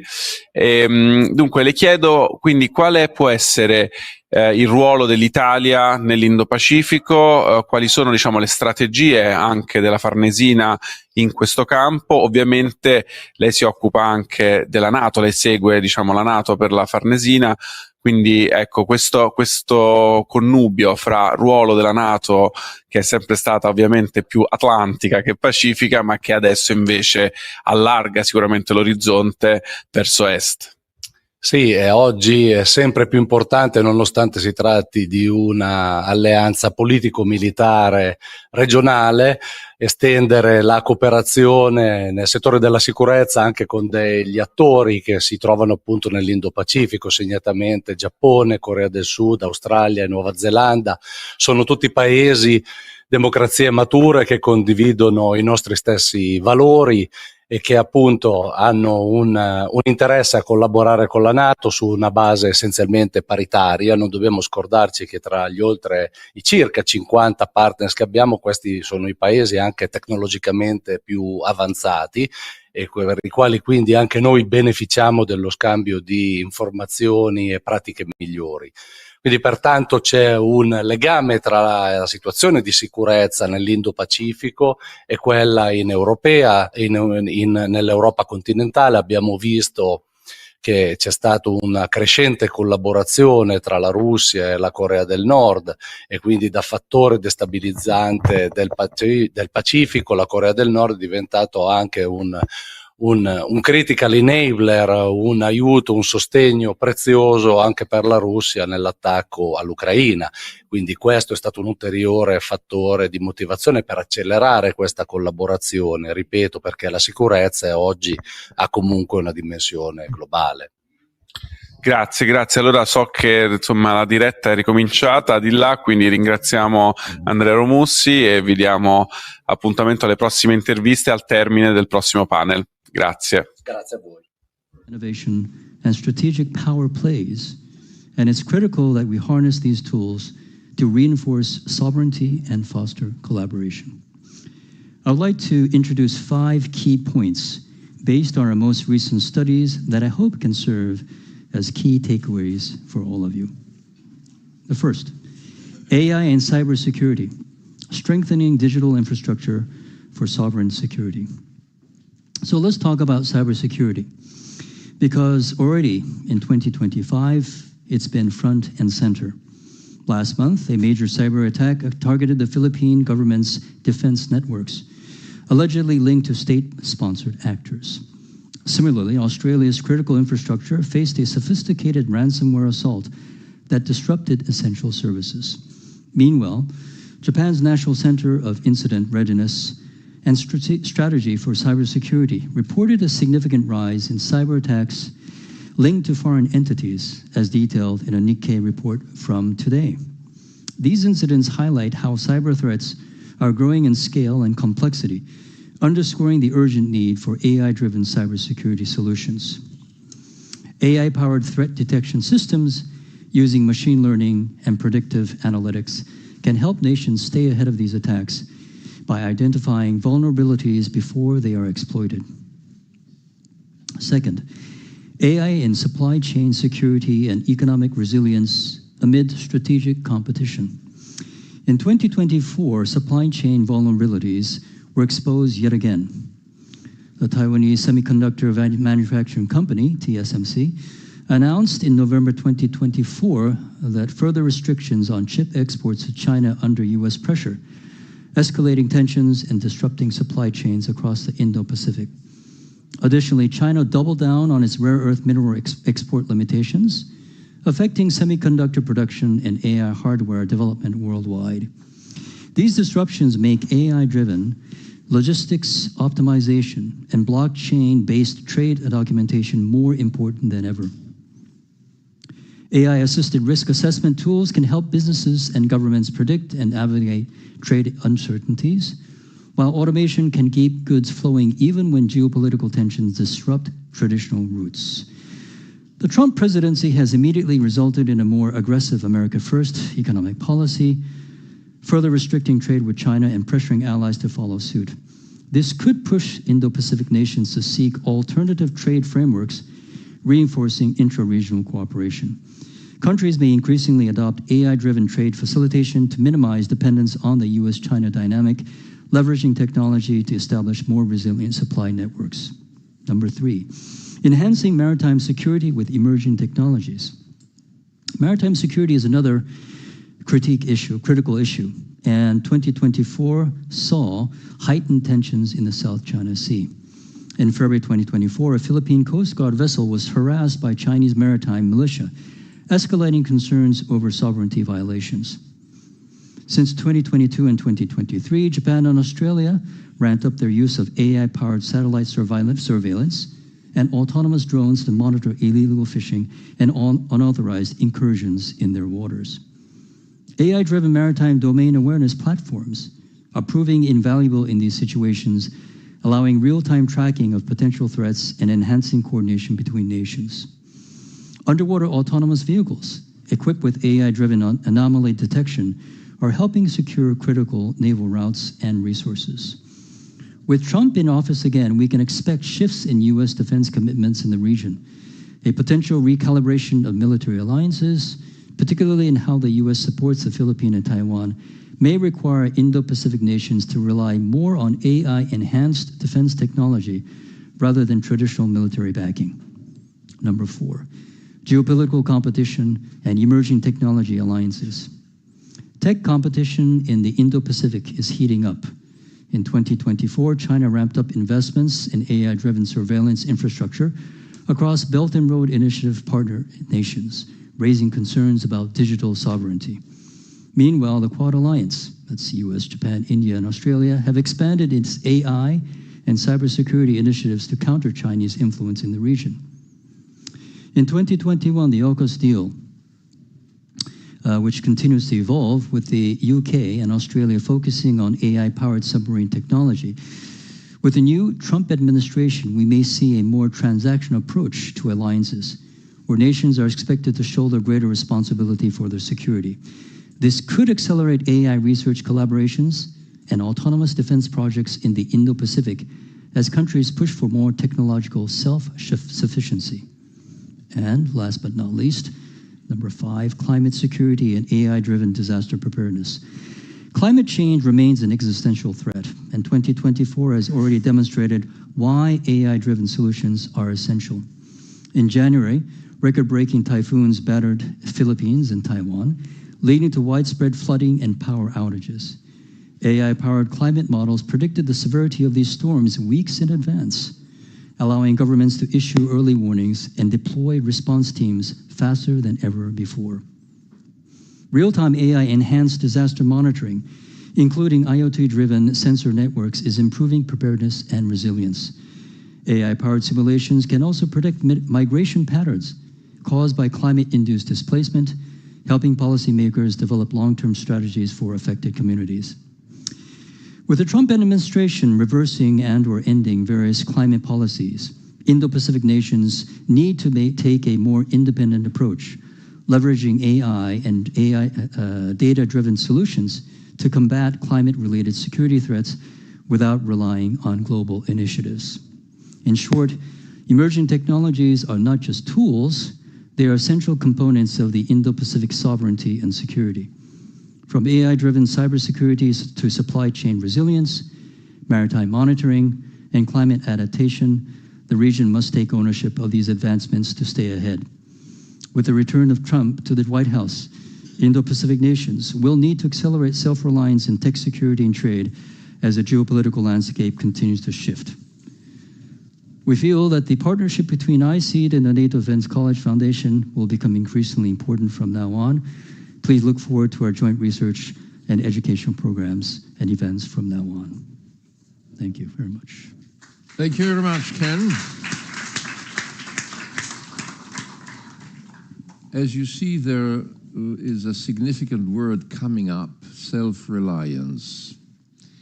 I think it is very important in this quite complex environment to understand that whatever nation we might talk about, we have not been really, in a holiday from history. Surely not in Asia, and I can assure you not even in Europe. The problem is the balance between the different factors and the fact that being solely reliant on oneself is not a winning strategy. This is why cooperative security is important.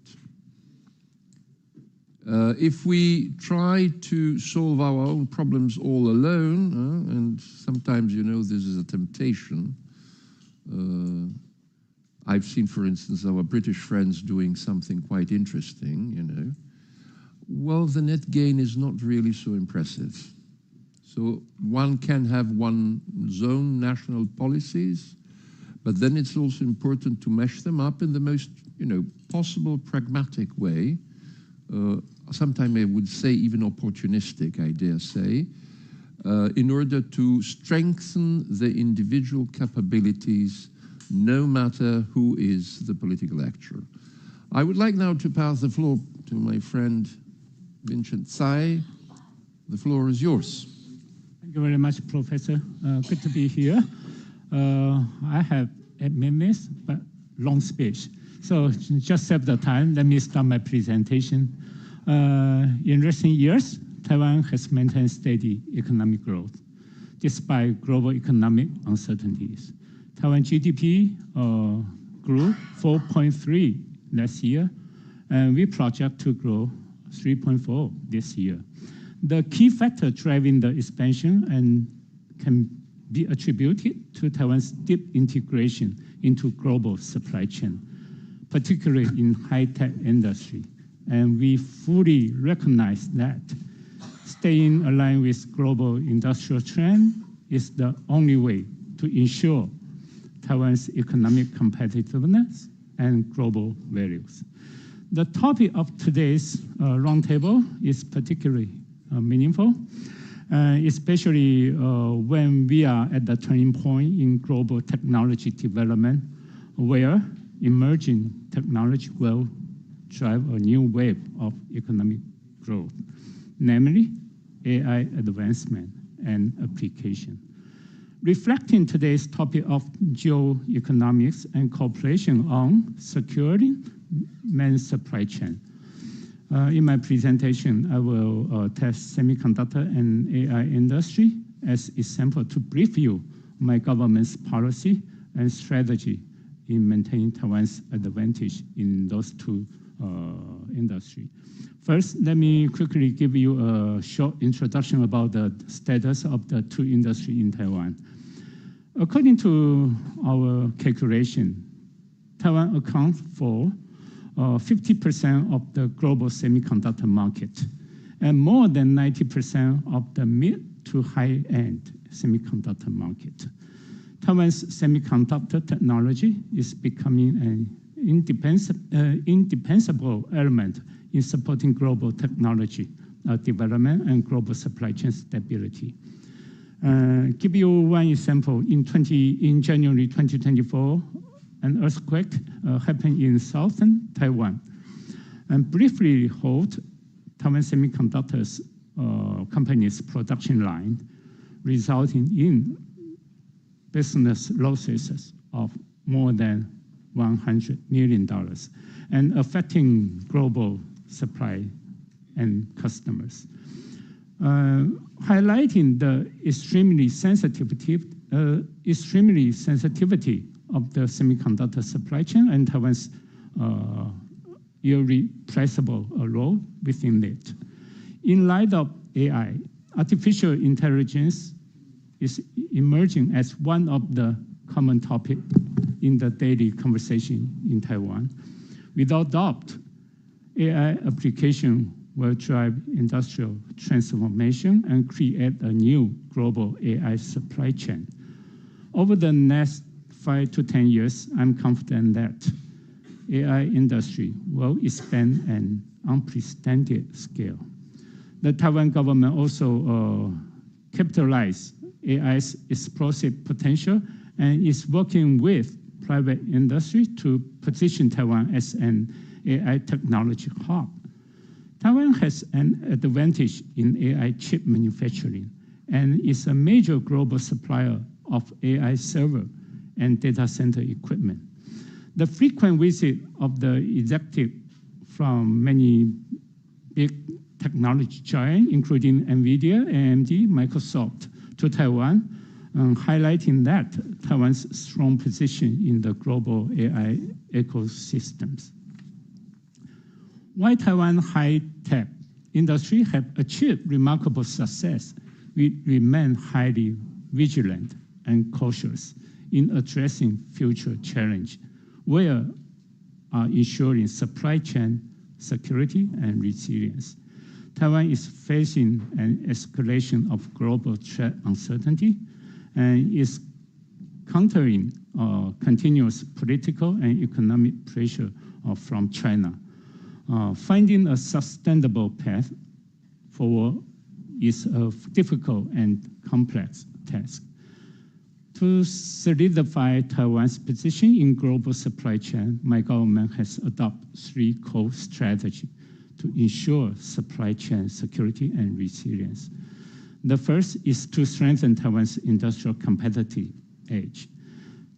Taiwan has built a comprehensive industrial cluster with integrated upstream and downstream supply chain, improving efficiency and competitive edge. Additionally, talent development and infrastructure investment are essential to sustain industrial growth. In the semiconductor and AI industry, government policy, funding, talent, and infrastructure are the 4 key pillars of the development. Taiwan must rely on its own strength to build and refine this capability. My government is fully committed to this mission, providing strong support and stability for the industrial growth. Secondly, we are taking effort to diversify and de-risk the supply chain. Taiwan's economy has historically been overly dependent on a single market, which is China. In 2016, nearly 40% of Taiwan's export were China-bound. The excessive reliance means that any economic downturn in China directly impacts Taiwan. We have since realized the risk of over-concentration and actively pursue export market diversification. In recent years, Taiwan has made bold breakthrough in expanding trading partnership with North America, Europe, ASEAN, and India. By 2024, Taiwan export to China has dropped significantly to 30%. But I personally believe this portion is still too high. In the near future, we expect to further reduce reliance on China while increasing trading with the other trading partners. Thirdly, we realize the importance and the taking effort to establish a comprehensive partnership globally. Taiwan has no time to feel complacent given the geopolitical challenge and obstacle facing it. We are now not a member of the United Nations, and we are faced constant threat from authoritarian China. Taiwan's biggest threat now is to defend against China's relentless threat and aggression. If you ask me whether Taiwan has ever made strategic mistake in dealing with China, I would say yes. We once believed that China's economic development will lead to internal political change. However, history has proved that helping China's economic growth only fueled its authoritarian ambition. China has escalated diplomatic suppression, military intimidation, and economic coercion against Taiwan. It has used import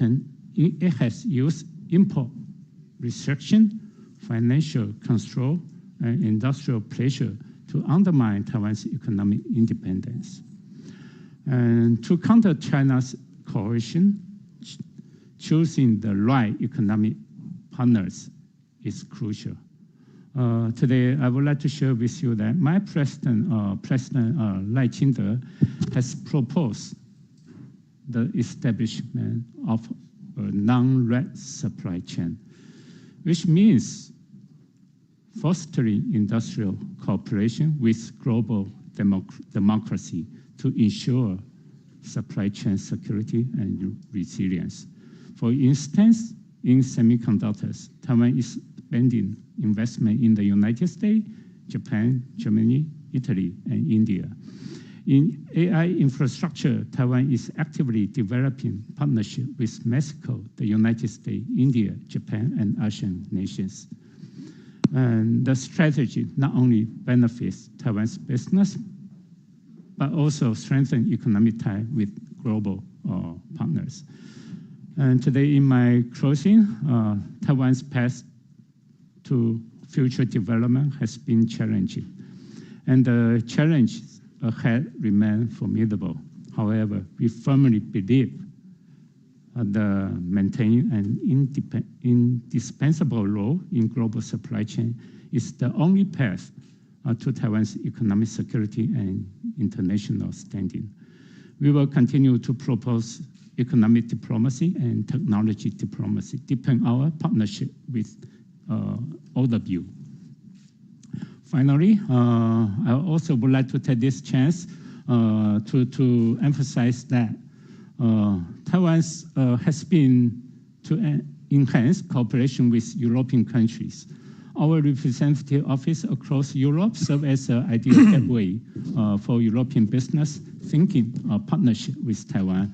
So we welcome your inquiry and collaboration opportunity, and we will do our best to support and facilitate them. Thank you very much.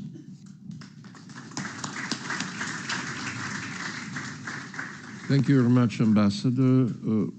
It is important to understand that besides, political regimes, there is a strong distinction between interdependence and autarky.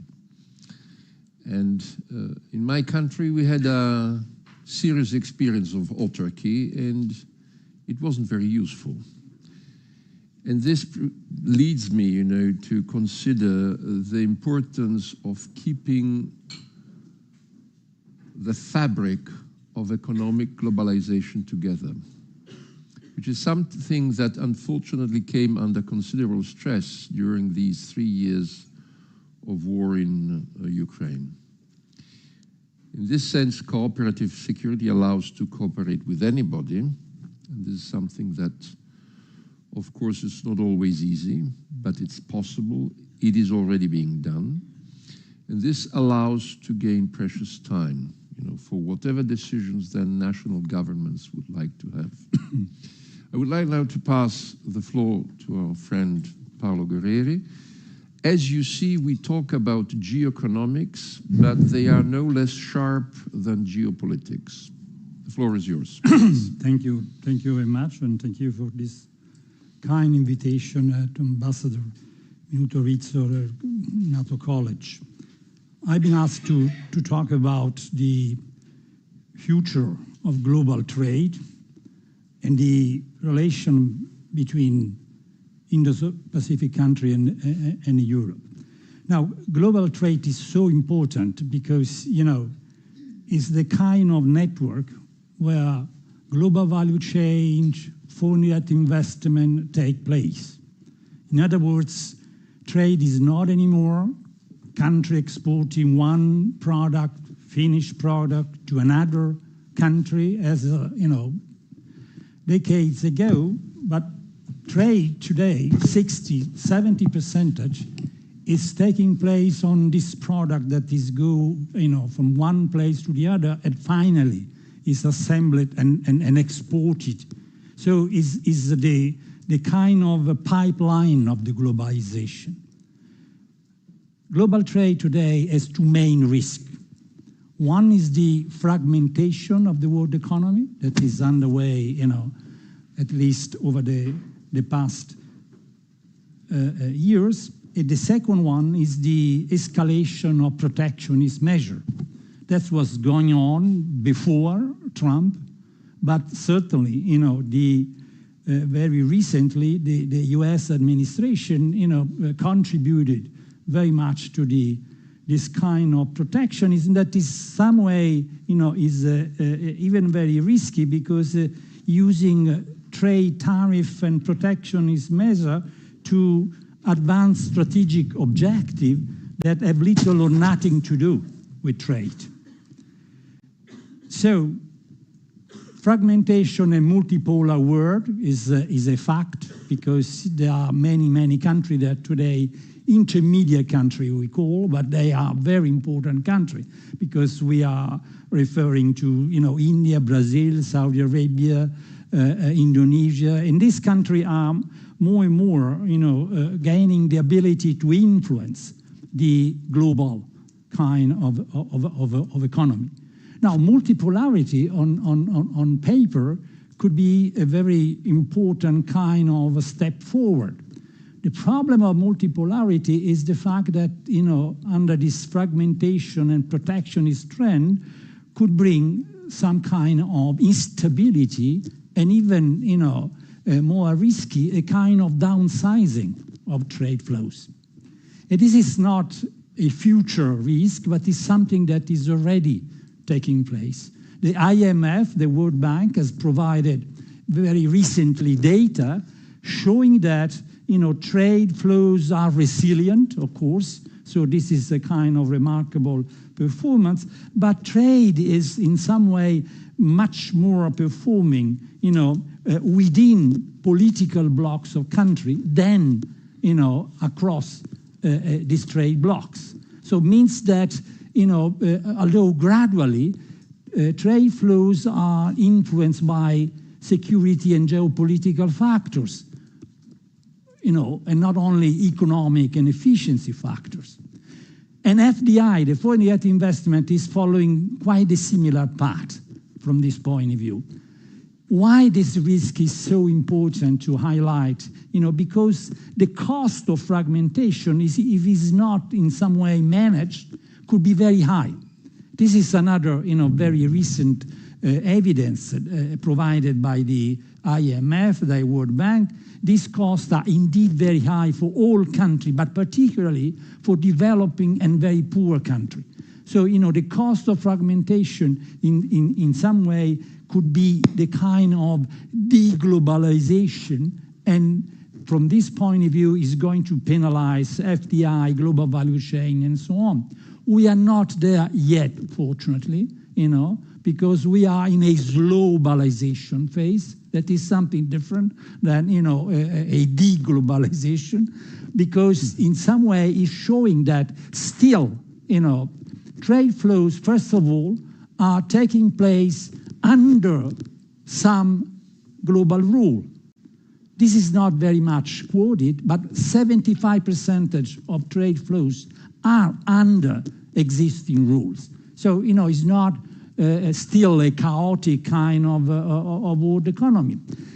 Secondly, is absolutely true, the threat of protectionism by Trump administration is indeed, a disrupting kind of force, but US is in some way managing around 15% of global trade. 85% is under the a kind of control of all other countries. Of course, Europe, of course, Asia Pacific, and Latin America, and so on. So the key question is it possible to do something in order to, manage and maintain a certain kind of stability of, world order regime? Some answer no. There is no, whatsoever possibility, because the zero-sum game, is going to prevail. I don't think so. First, because the resilience of trade flows is showing that, still this kind of network is much more, resilient than usually assumed. And second, if it's true, if we are thinking about managing going back to the old style global governance of the past, this is not possible anymore. The global governance Bretton Woods style is over, and is over because the world of Bretton Woods doesn't exist anymore. That was the world economy between US and Europe. Two superpower, area were dominating 80% of the world economy. Today, we are in a multipolar world. So if we, in some way assume to do something in terms of governance, we should think something more, in some way flexible, more pragmatic, targeting plurilateral, kind of agreement among group of countries. And from this point of view, this kind of approach could be defined a kind of variable geometry of governance, of trade governance. Variable geometry means that we could in some way manage what is very risky in terms of behavior of country, but be much more tolerant in terms of some kind of approach. This is possible even under the rising protectionism that we are, this kind of variable geometry approach.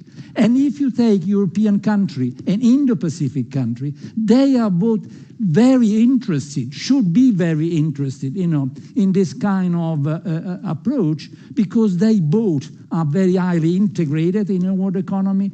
Their growth and prosperity in the past strongly been based on trade, FDI, global value chain. So from this point of view, we could in some way make this hypothesis that could be a kind of,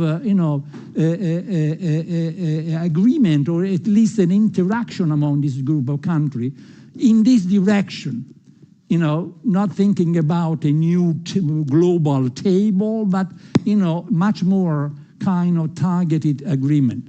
And this is very important because, for example, in terms of Europe, this is a kind of area where Europe is a unitary actor, because trade, a regime is under the control of the Commission, and the Commission is only entitled to, manage this kind of agreement.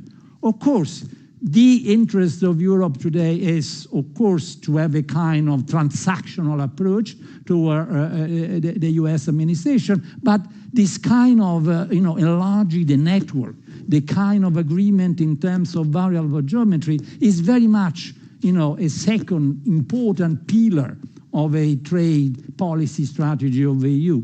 And I think, and I conclude with this kind of, statement, I think economic and security are becoming two interacting kind of trends. So it's very important to think about, this idea about the economic area, but it's also very important to think about, a kind of parallel step in terms of security, because it's very clear that the two are not anymore two separated fields, but they two are in some way highly reinforcing each other, or vice versa, making major obstacle. So I think this is a very interesting kind of meeting, because I think this is the right time in order to talk about this possibility, particularly in terms of this two group of countries that we were referring. Thank you very much.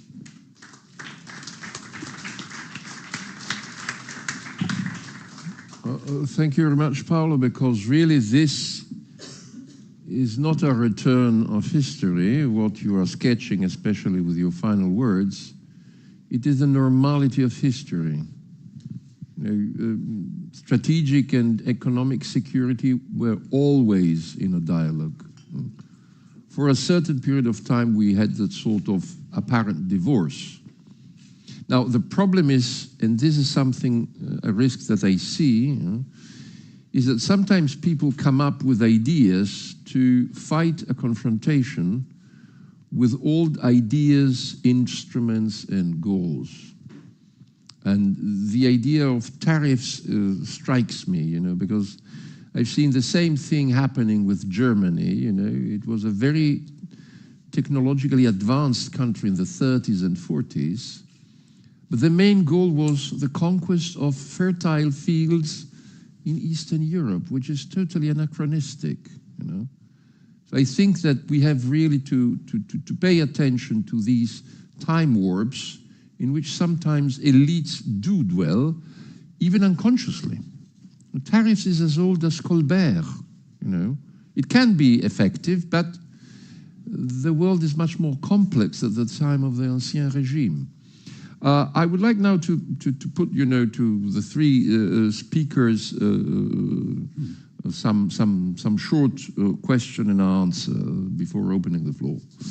And to Ambassador Tsai, I would like to ask if, Taiwan is studying scenarios on the effect, of the developments of US and PRC's economies, taking into account also the US debt bubble, because this is something that seems to be very present in the defense and overall cuts of the Washington government. As you know, despite the 5%, this administration is advocating a defense spending cut of 40% in 5 years, which is extraordinary. It seems a peace dividend, Ambassador, please.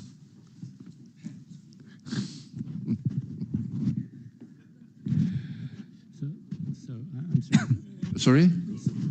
Repeat the... Yes, I'm saying if your government is already considering a number of economic scenarios between the US and the Chinese economy, how they impact on, your global semiconductor and AI chains.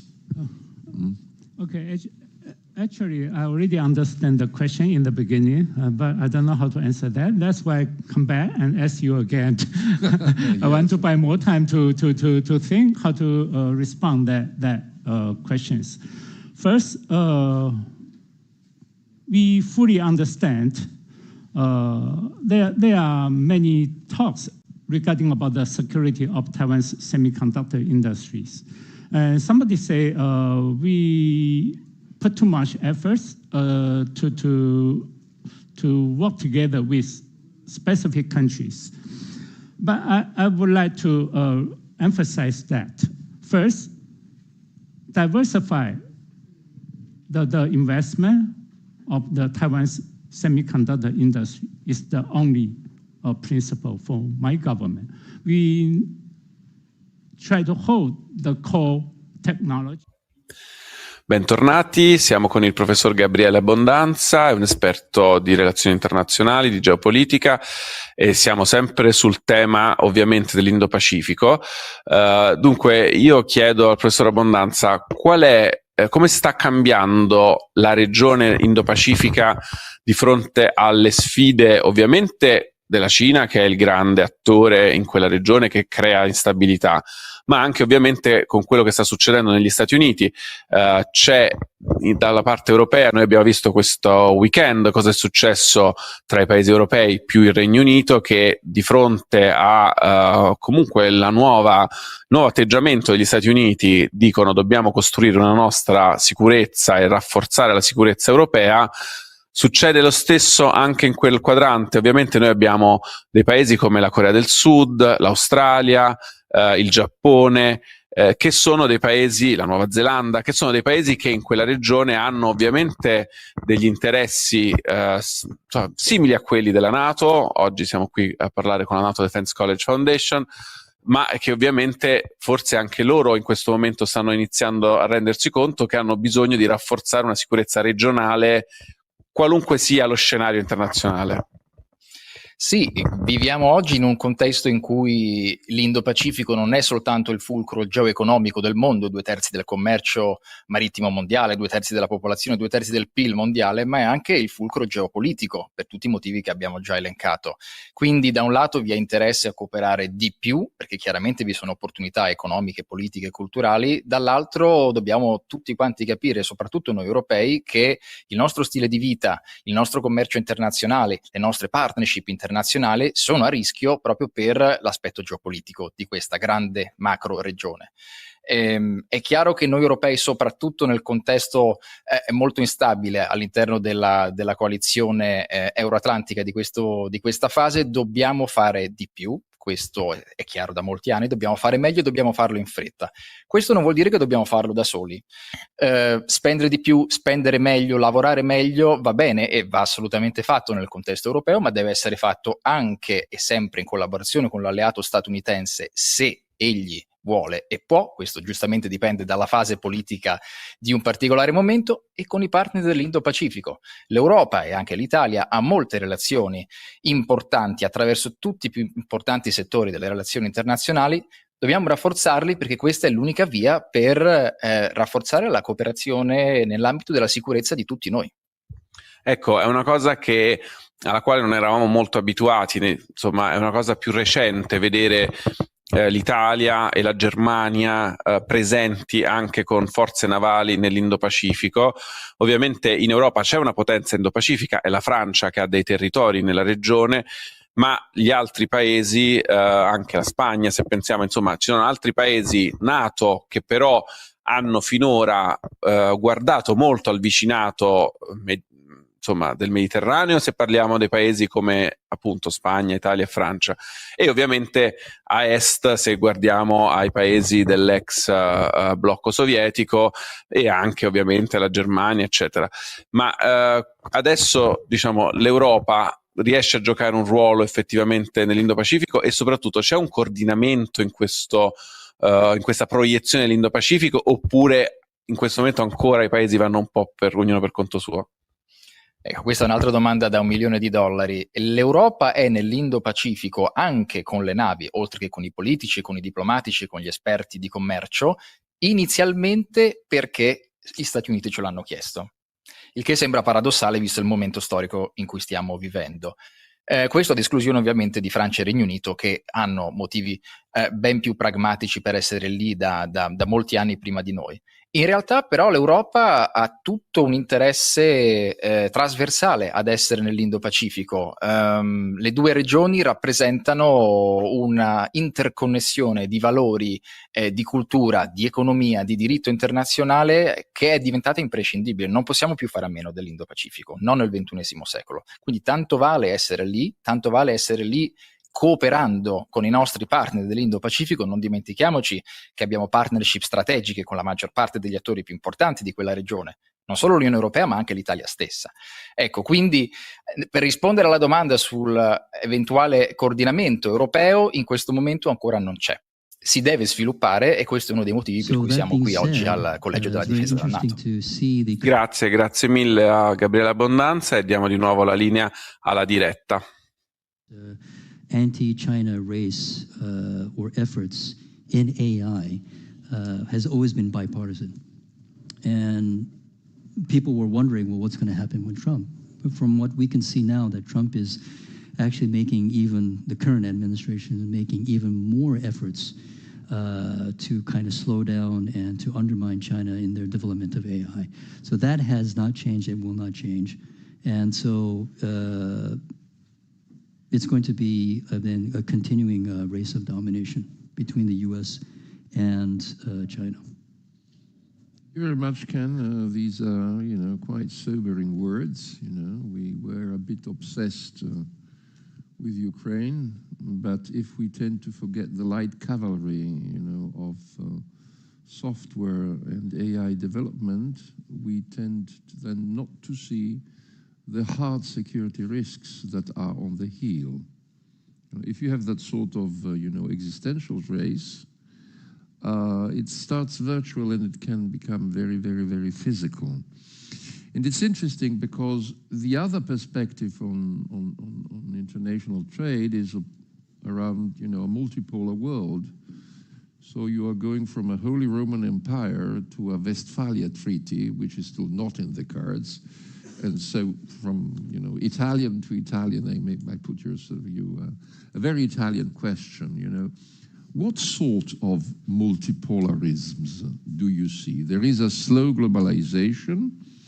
There is a quite corralled beginning of, global trade within specific, fenced areas. But, they could be different developments, and they are quite open. Yeah, I mean, if we have one day, I could give you an answer. But just to be short, the main trend is not only multipolarization, but fragmentation. Fragmentation means that we are not going back to the flat world we were referring to in the globalization age, the flat world where the only problem was where it was more economic convenient to invest. But the flat world is over. Fragmentation is a fact, and fragmentation is not going to diminishing, but is going to consolidate. Fragmentation means, different interconnected kind of flows of trade, FDI, among a group of countries. But fragmentation and that is a kind of multipolarization, could have two different scenarios. So this is just to answer your question. The first one is a kind of chaotic fragmentation. In other words, no way of managing this kind of relation among this group of countries.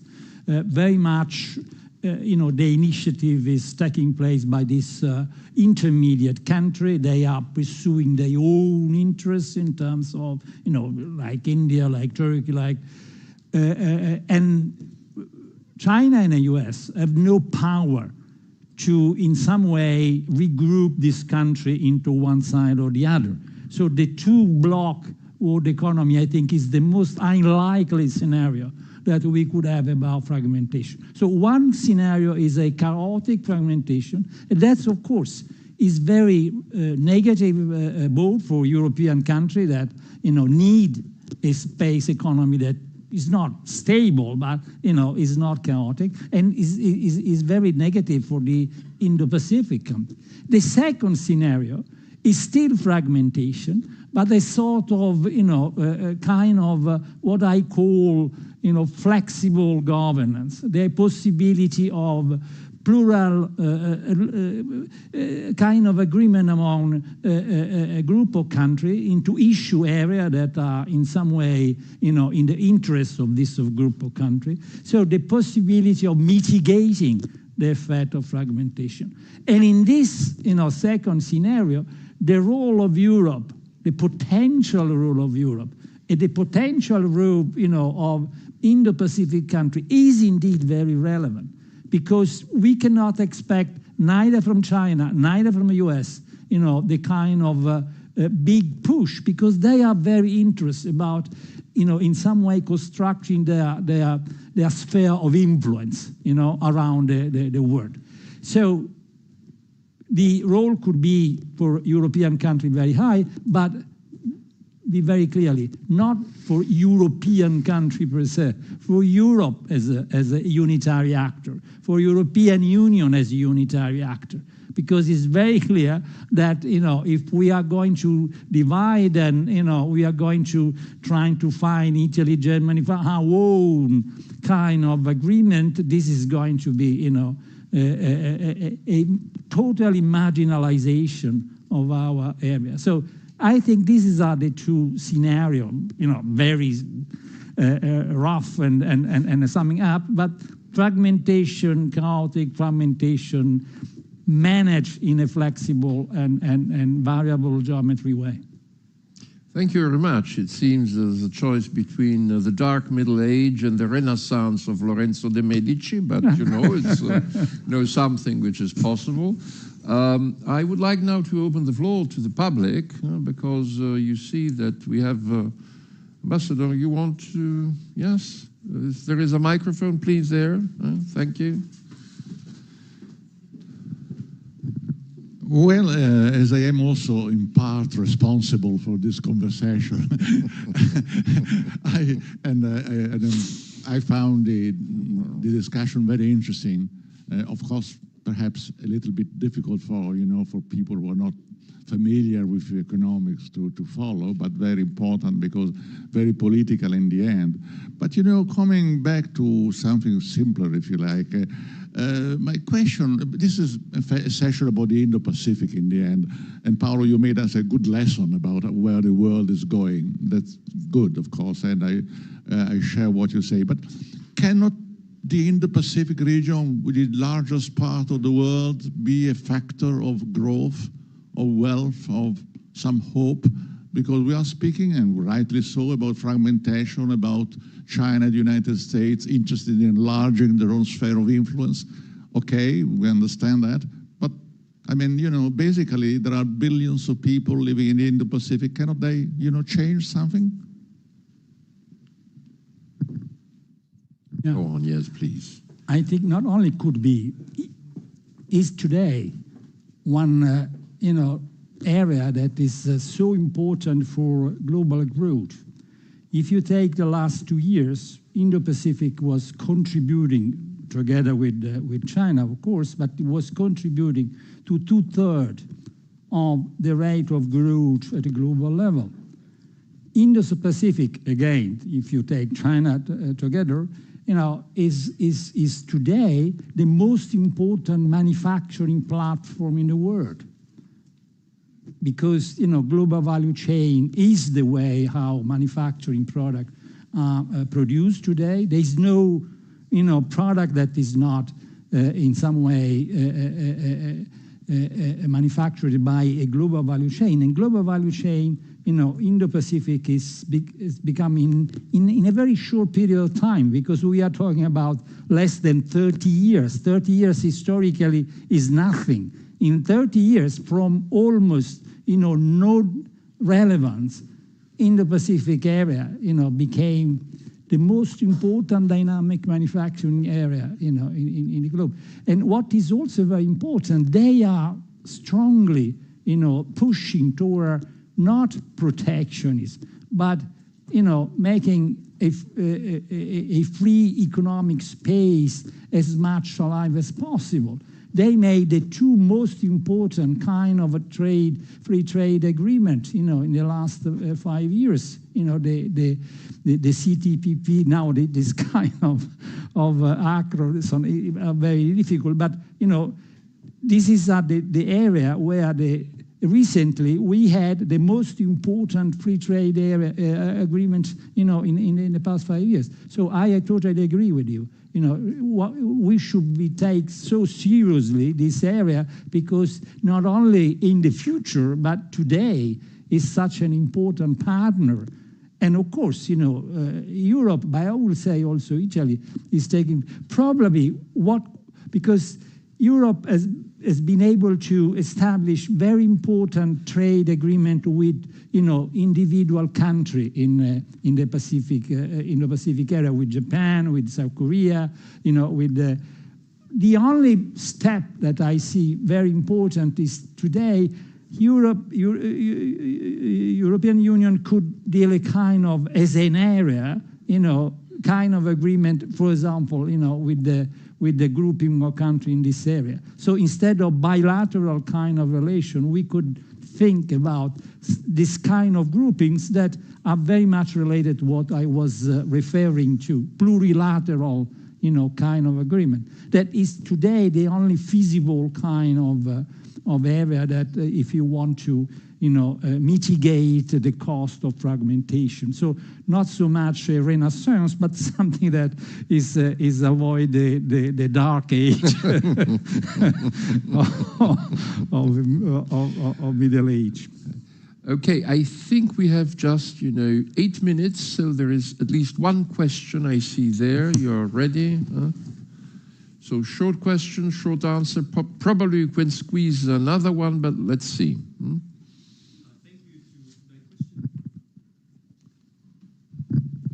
Hi, my question is to Ambassador Tsai. First, thank you for your remarks. They were very eye-opening to get a view from an Indo-Pacific country over these issues. My question is on how Taipei and Your Excellency is viewing the signals of the Trump administration in these sectors critical to economic security. For instance, we have Trump threatening tariffs on the semiconductor industry, to encourage TSMC, for instance, and other key Taiwanese stakeholders to de-risk from China and increase investment in the US. At the same time, we have export controls on the horizon from the US and diplomatic language that is reflecting some of the Taiwanese government's views on the One China policy and such. So how do you and your government make sense of these signals? Is the transactional approach something that you can work with, or is it a cause for concern? Short question and short answer. I don't know how to make the short answer. Okay, anyway. The question you propose is also a very common issue discussed in Taipei right now. First, we would like to have a consultation with all the trading partners, including the United States, to make sure we all get the clear picture from the both sides. And secondly, I still want to emphasize that first, we would like to hold the core value of the industry on the island. And we also would like to expand our partnership with the other diplomatic countries. And for example, if you talk about the semiconductor, once we control and manage the core technology of semiconductor technology in Taiwan, then we don't have to be fear somebody going to put some trading the measures against Taiwan, because that product is only can produce from the island. And we will do that kind of evaluation to make sure national security we need. Of course, we would like to expand cooperation and partnership, but we also would like to emphasize that we have the most important part to be stay on the island. Very well, thank you very much. We are in time because there are now the final remarks of Ambassador Cowley, and so I invite you to thank the panel, and we switch over. Thank you very much. We stay.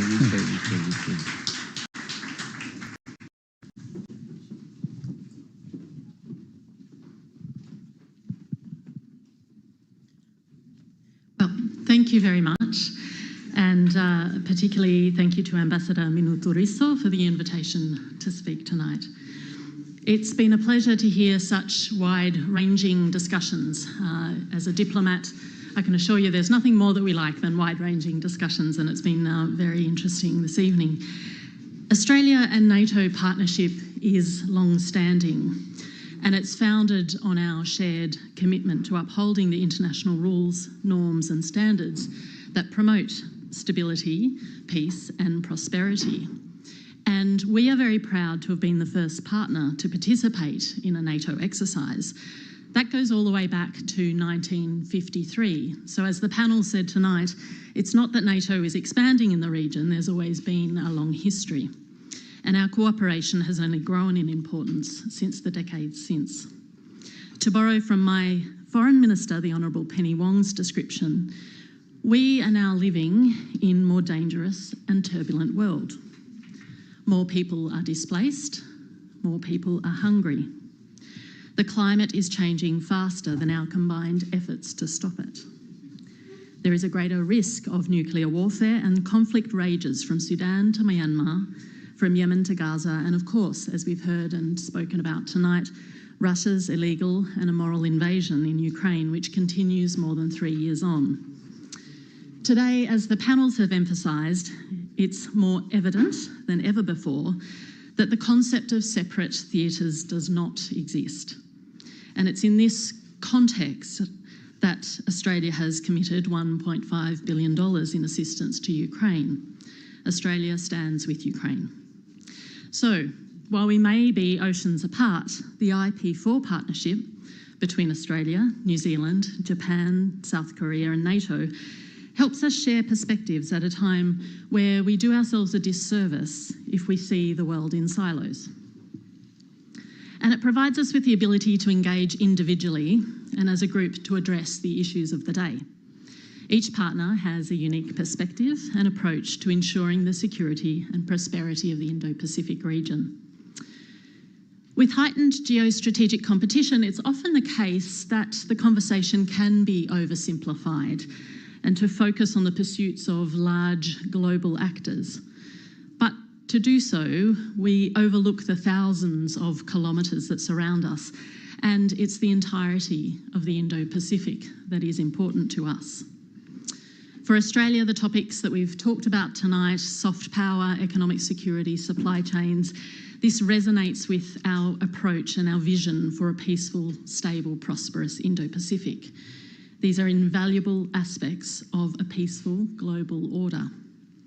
So today, if I may, I'd like to share some perspectives, particularly on how we engage in the Pacific. For the last 2 years, I've worked on the Pacific, and including on a focus on soft security and why this is so important. And I'm hoping that these reflections add to the conversations we've been having. Firstly, the importance of regional architecture. As you've heard, our region is now in a permanent state of contest. In these challenging times, more than ever, we need to count on each other, because it's only by harnessing this collective strength and sovereignty that we ensure that no one country dominates.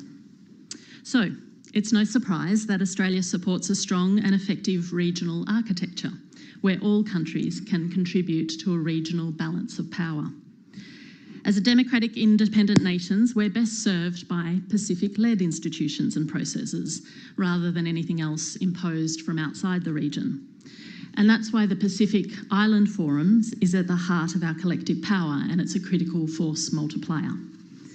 I recently met with Under-Secretary the Honourable Giorgio Silli, who attended the Pacific Island Forum in 2023, and he as well saw firsthand the importance of this PIF grouping.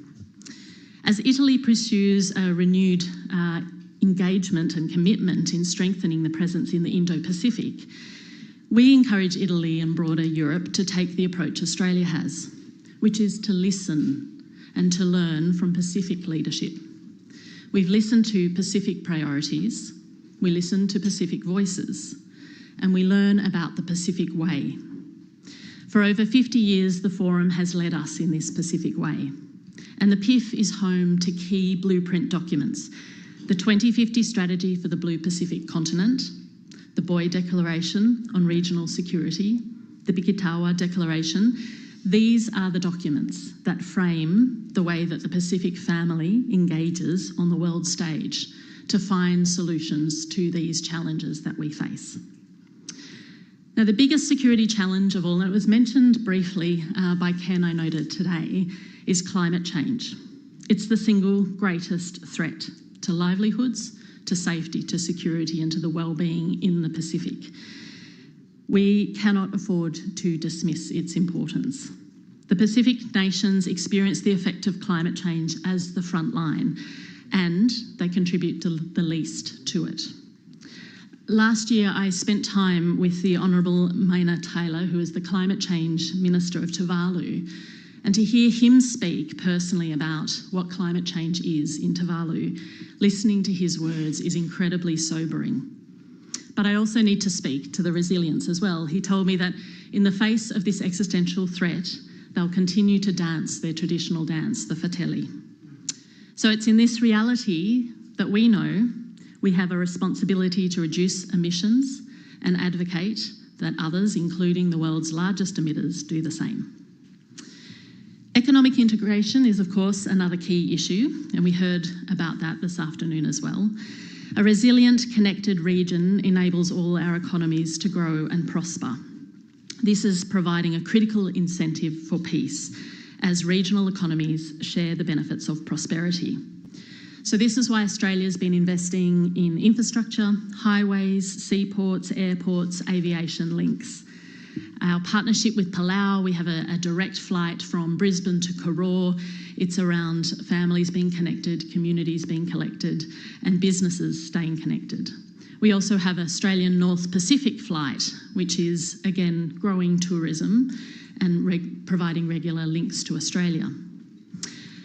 I've been impressed by the pace of undersea telecommunication cables, and again, this was mentioned by the last panel, critical for connectivity, for access to global information, banking, shopping, education, everything we need in our modern lives. And I'd note that the announcement of the last telecommunication undersea cable in December last year was a project between Australia, US, Japan, New Zealand and Taiwan. So it is these partners coming together to work in the Pacific that's incredibly important. Australian and Pacific Defence and Police Forces work together and keep peace in the region. Again, under the Boy Declaration, we have a maritime security program, which is a 30-year commitment supporting Pacific-led cooperation and information sharing. We are building the region's capacity to protect exclusive economic zones and economic sovereignty. We also promote women's voices in the security leadership by supporting defence operations in line with our National Action Plan on Women, Peace and Security. And I would really encourage the Defence College to continue to ensure women's voices are heard in incredibly important discussions as well. In policing, we back local Pacific-led policing. It's developed by the Pacific and for the Pacific. And we are now trying to tackle the shared challenges of corruption, maritime security and cybercrime. We recognise the unique challenges of smaller island nations. I want to point out that when we talk about the Pacific, it's very much not one homogenous region. We have countries like Niue, who have under 2,000 people in their population, to PNG, who have over 10 million people. So the needs are different for every island state. And Australia's been working in unique treaties to respond to this. So with Tuvalu, we have the Felapelli Union. With Nauru, we have a new Australian treaty. For Nauru, it's very important that Australia provide banking services. So we're thrilled that the Commonwealth Bank of Australia is providing ongoing access to banking services, again, providing a safer and secure region. The security and stability rests not only in the strength of traditional security sectors, and I hope that's what you understand from my comments. I'll wrap up quickly, but I guess I wanted to provide a sense of the breadth of the areas that we are working together to collaborate on. Each of these areas is so important for the stability and prosperity of our region. We are working to celebrate the connections in the Pacific, whether it's our common connections in sport, personal links, faith, and we talk about the shared cultural bonds and histories that will forever link our people together. We're supporting PNG to join Australia's National Rugby League competition. We're supporting the Pacific in the lead up to the Brisbane Olympic Games. We're working in many different ways across our region. All of this cooperation ties us closer together. I focused my comments on the Pacific, as I said, and outlining just a few of the many ways we work together. But we have similar commitment to working within the regional architecture of ASEAN, and we partner with the nations across the Indo-Pacific in bespoke ways. All of these efforts by Australia add up to promoting a region to benefit us all. So when I come back to our engagement with NATO on maritime security, climate change and resilience, this is what's important to our partners. We talked about IP4, the strength in that grouping is in our common values with NATO allies in supporting peace, security, human rights and the rule of law. A stronger, united, prosperous Indo-Pacific is the greatest deterrence to aggressors. We want any aggressor to know that conflict is not worth the risk. For those who want more information on the way that we work, I'd recommend a new publication, Australia in the World. It's our 2025 snapshot, and it goes into a lot more detail than I can tonight. But again, I want to thank you very much for the opportunity to make these remarks. I pay absolute tribute to the Nato Defense College for committing to these important conversations, and particularly on highlighting the importance of the Indo-Pacific region to all your work here. So thank you very much.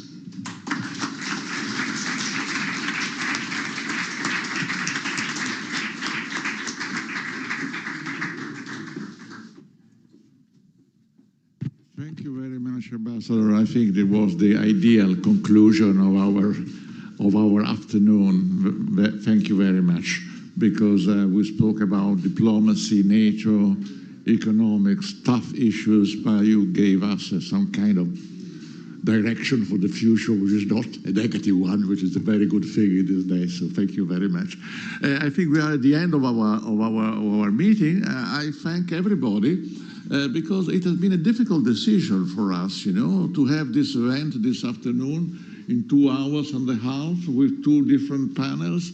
It's a bet on, about what the public likes, because, we work for you, in fact, in the end, we are not brought to have a conference for ourselves, So from judging from you, from what I see, I take it that is not so bad in the end, which is, for us, an important recognition. So, after having said that, and thank you for your remarks, all of you, and Alessandro, and the staff of my foundation, young girls and boys, who work on a scholarship basis and are here for the first time. So, we have to give an applause to them, I think. Grazie a tutti, buonasera. So we're now back with Amaya Sanchez-Casicedo. Welcome. So I'm going to ask you some final takeaways from the event of today. Well, I would argue that NATO must engage in the Indo-Pacific, as it is doing already. It is, however, at a critical juncture whereby it's facing challenges at the level of obvious Chinese presence, currently Euro-Atlantic rift, and an issue of capabilities. Yet, with a view to the future, the only way forward, I would argue, is engaging with the partners it's already engaging with, and perhaps even enlarging these. Okay, so you see, this process going forward, actually, not retreating, because, probably what is happening right now in the transatlantic relationship is actually giving strength to the necessity of creating also regional alliances and the alliance of Europe with Indo-Pacific countries. Well, absolutely. I think, as was said today, none of what's happening is yet happening at an institutional level, so that will take a while to begin with. There has to be consensus within NATO for anything to happen. 2, I would imagine that, NATO partners could move forward, even if there's a sort of retraction from the US, which may want to use other means, but so are other partners within NATO doing. So I think there are parallel ways to move forward, and there's other types of engagement as we're seeing. There's the Quad, there's the AUKUS, the Squad, there's all kinds of other unilaterals happening. Ok, thank you very much. Grazie per chi ci ha seguito oggi dalla Nato Defense College Foundation.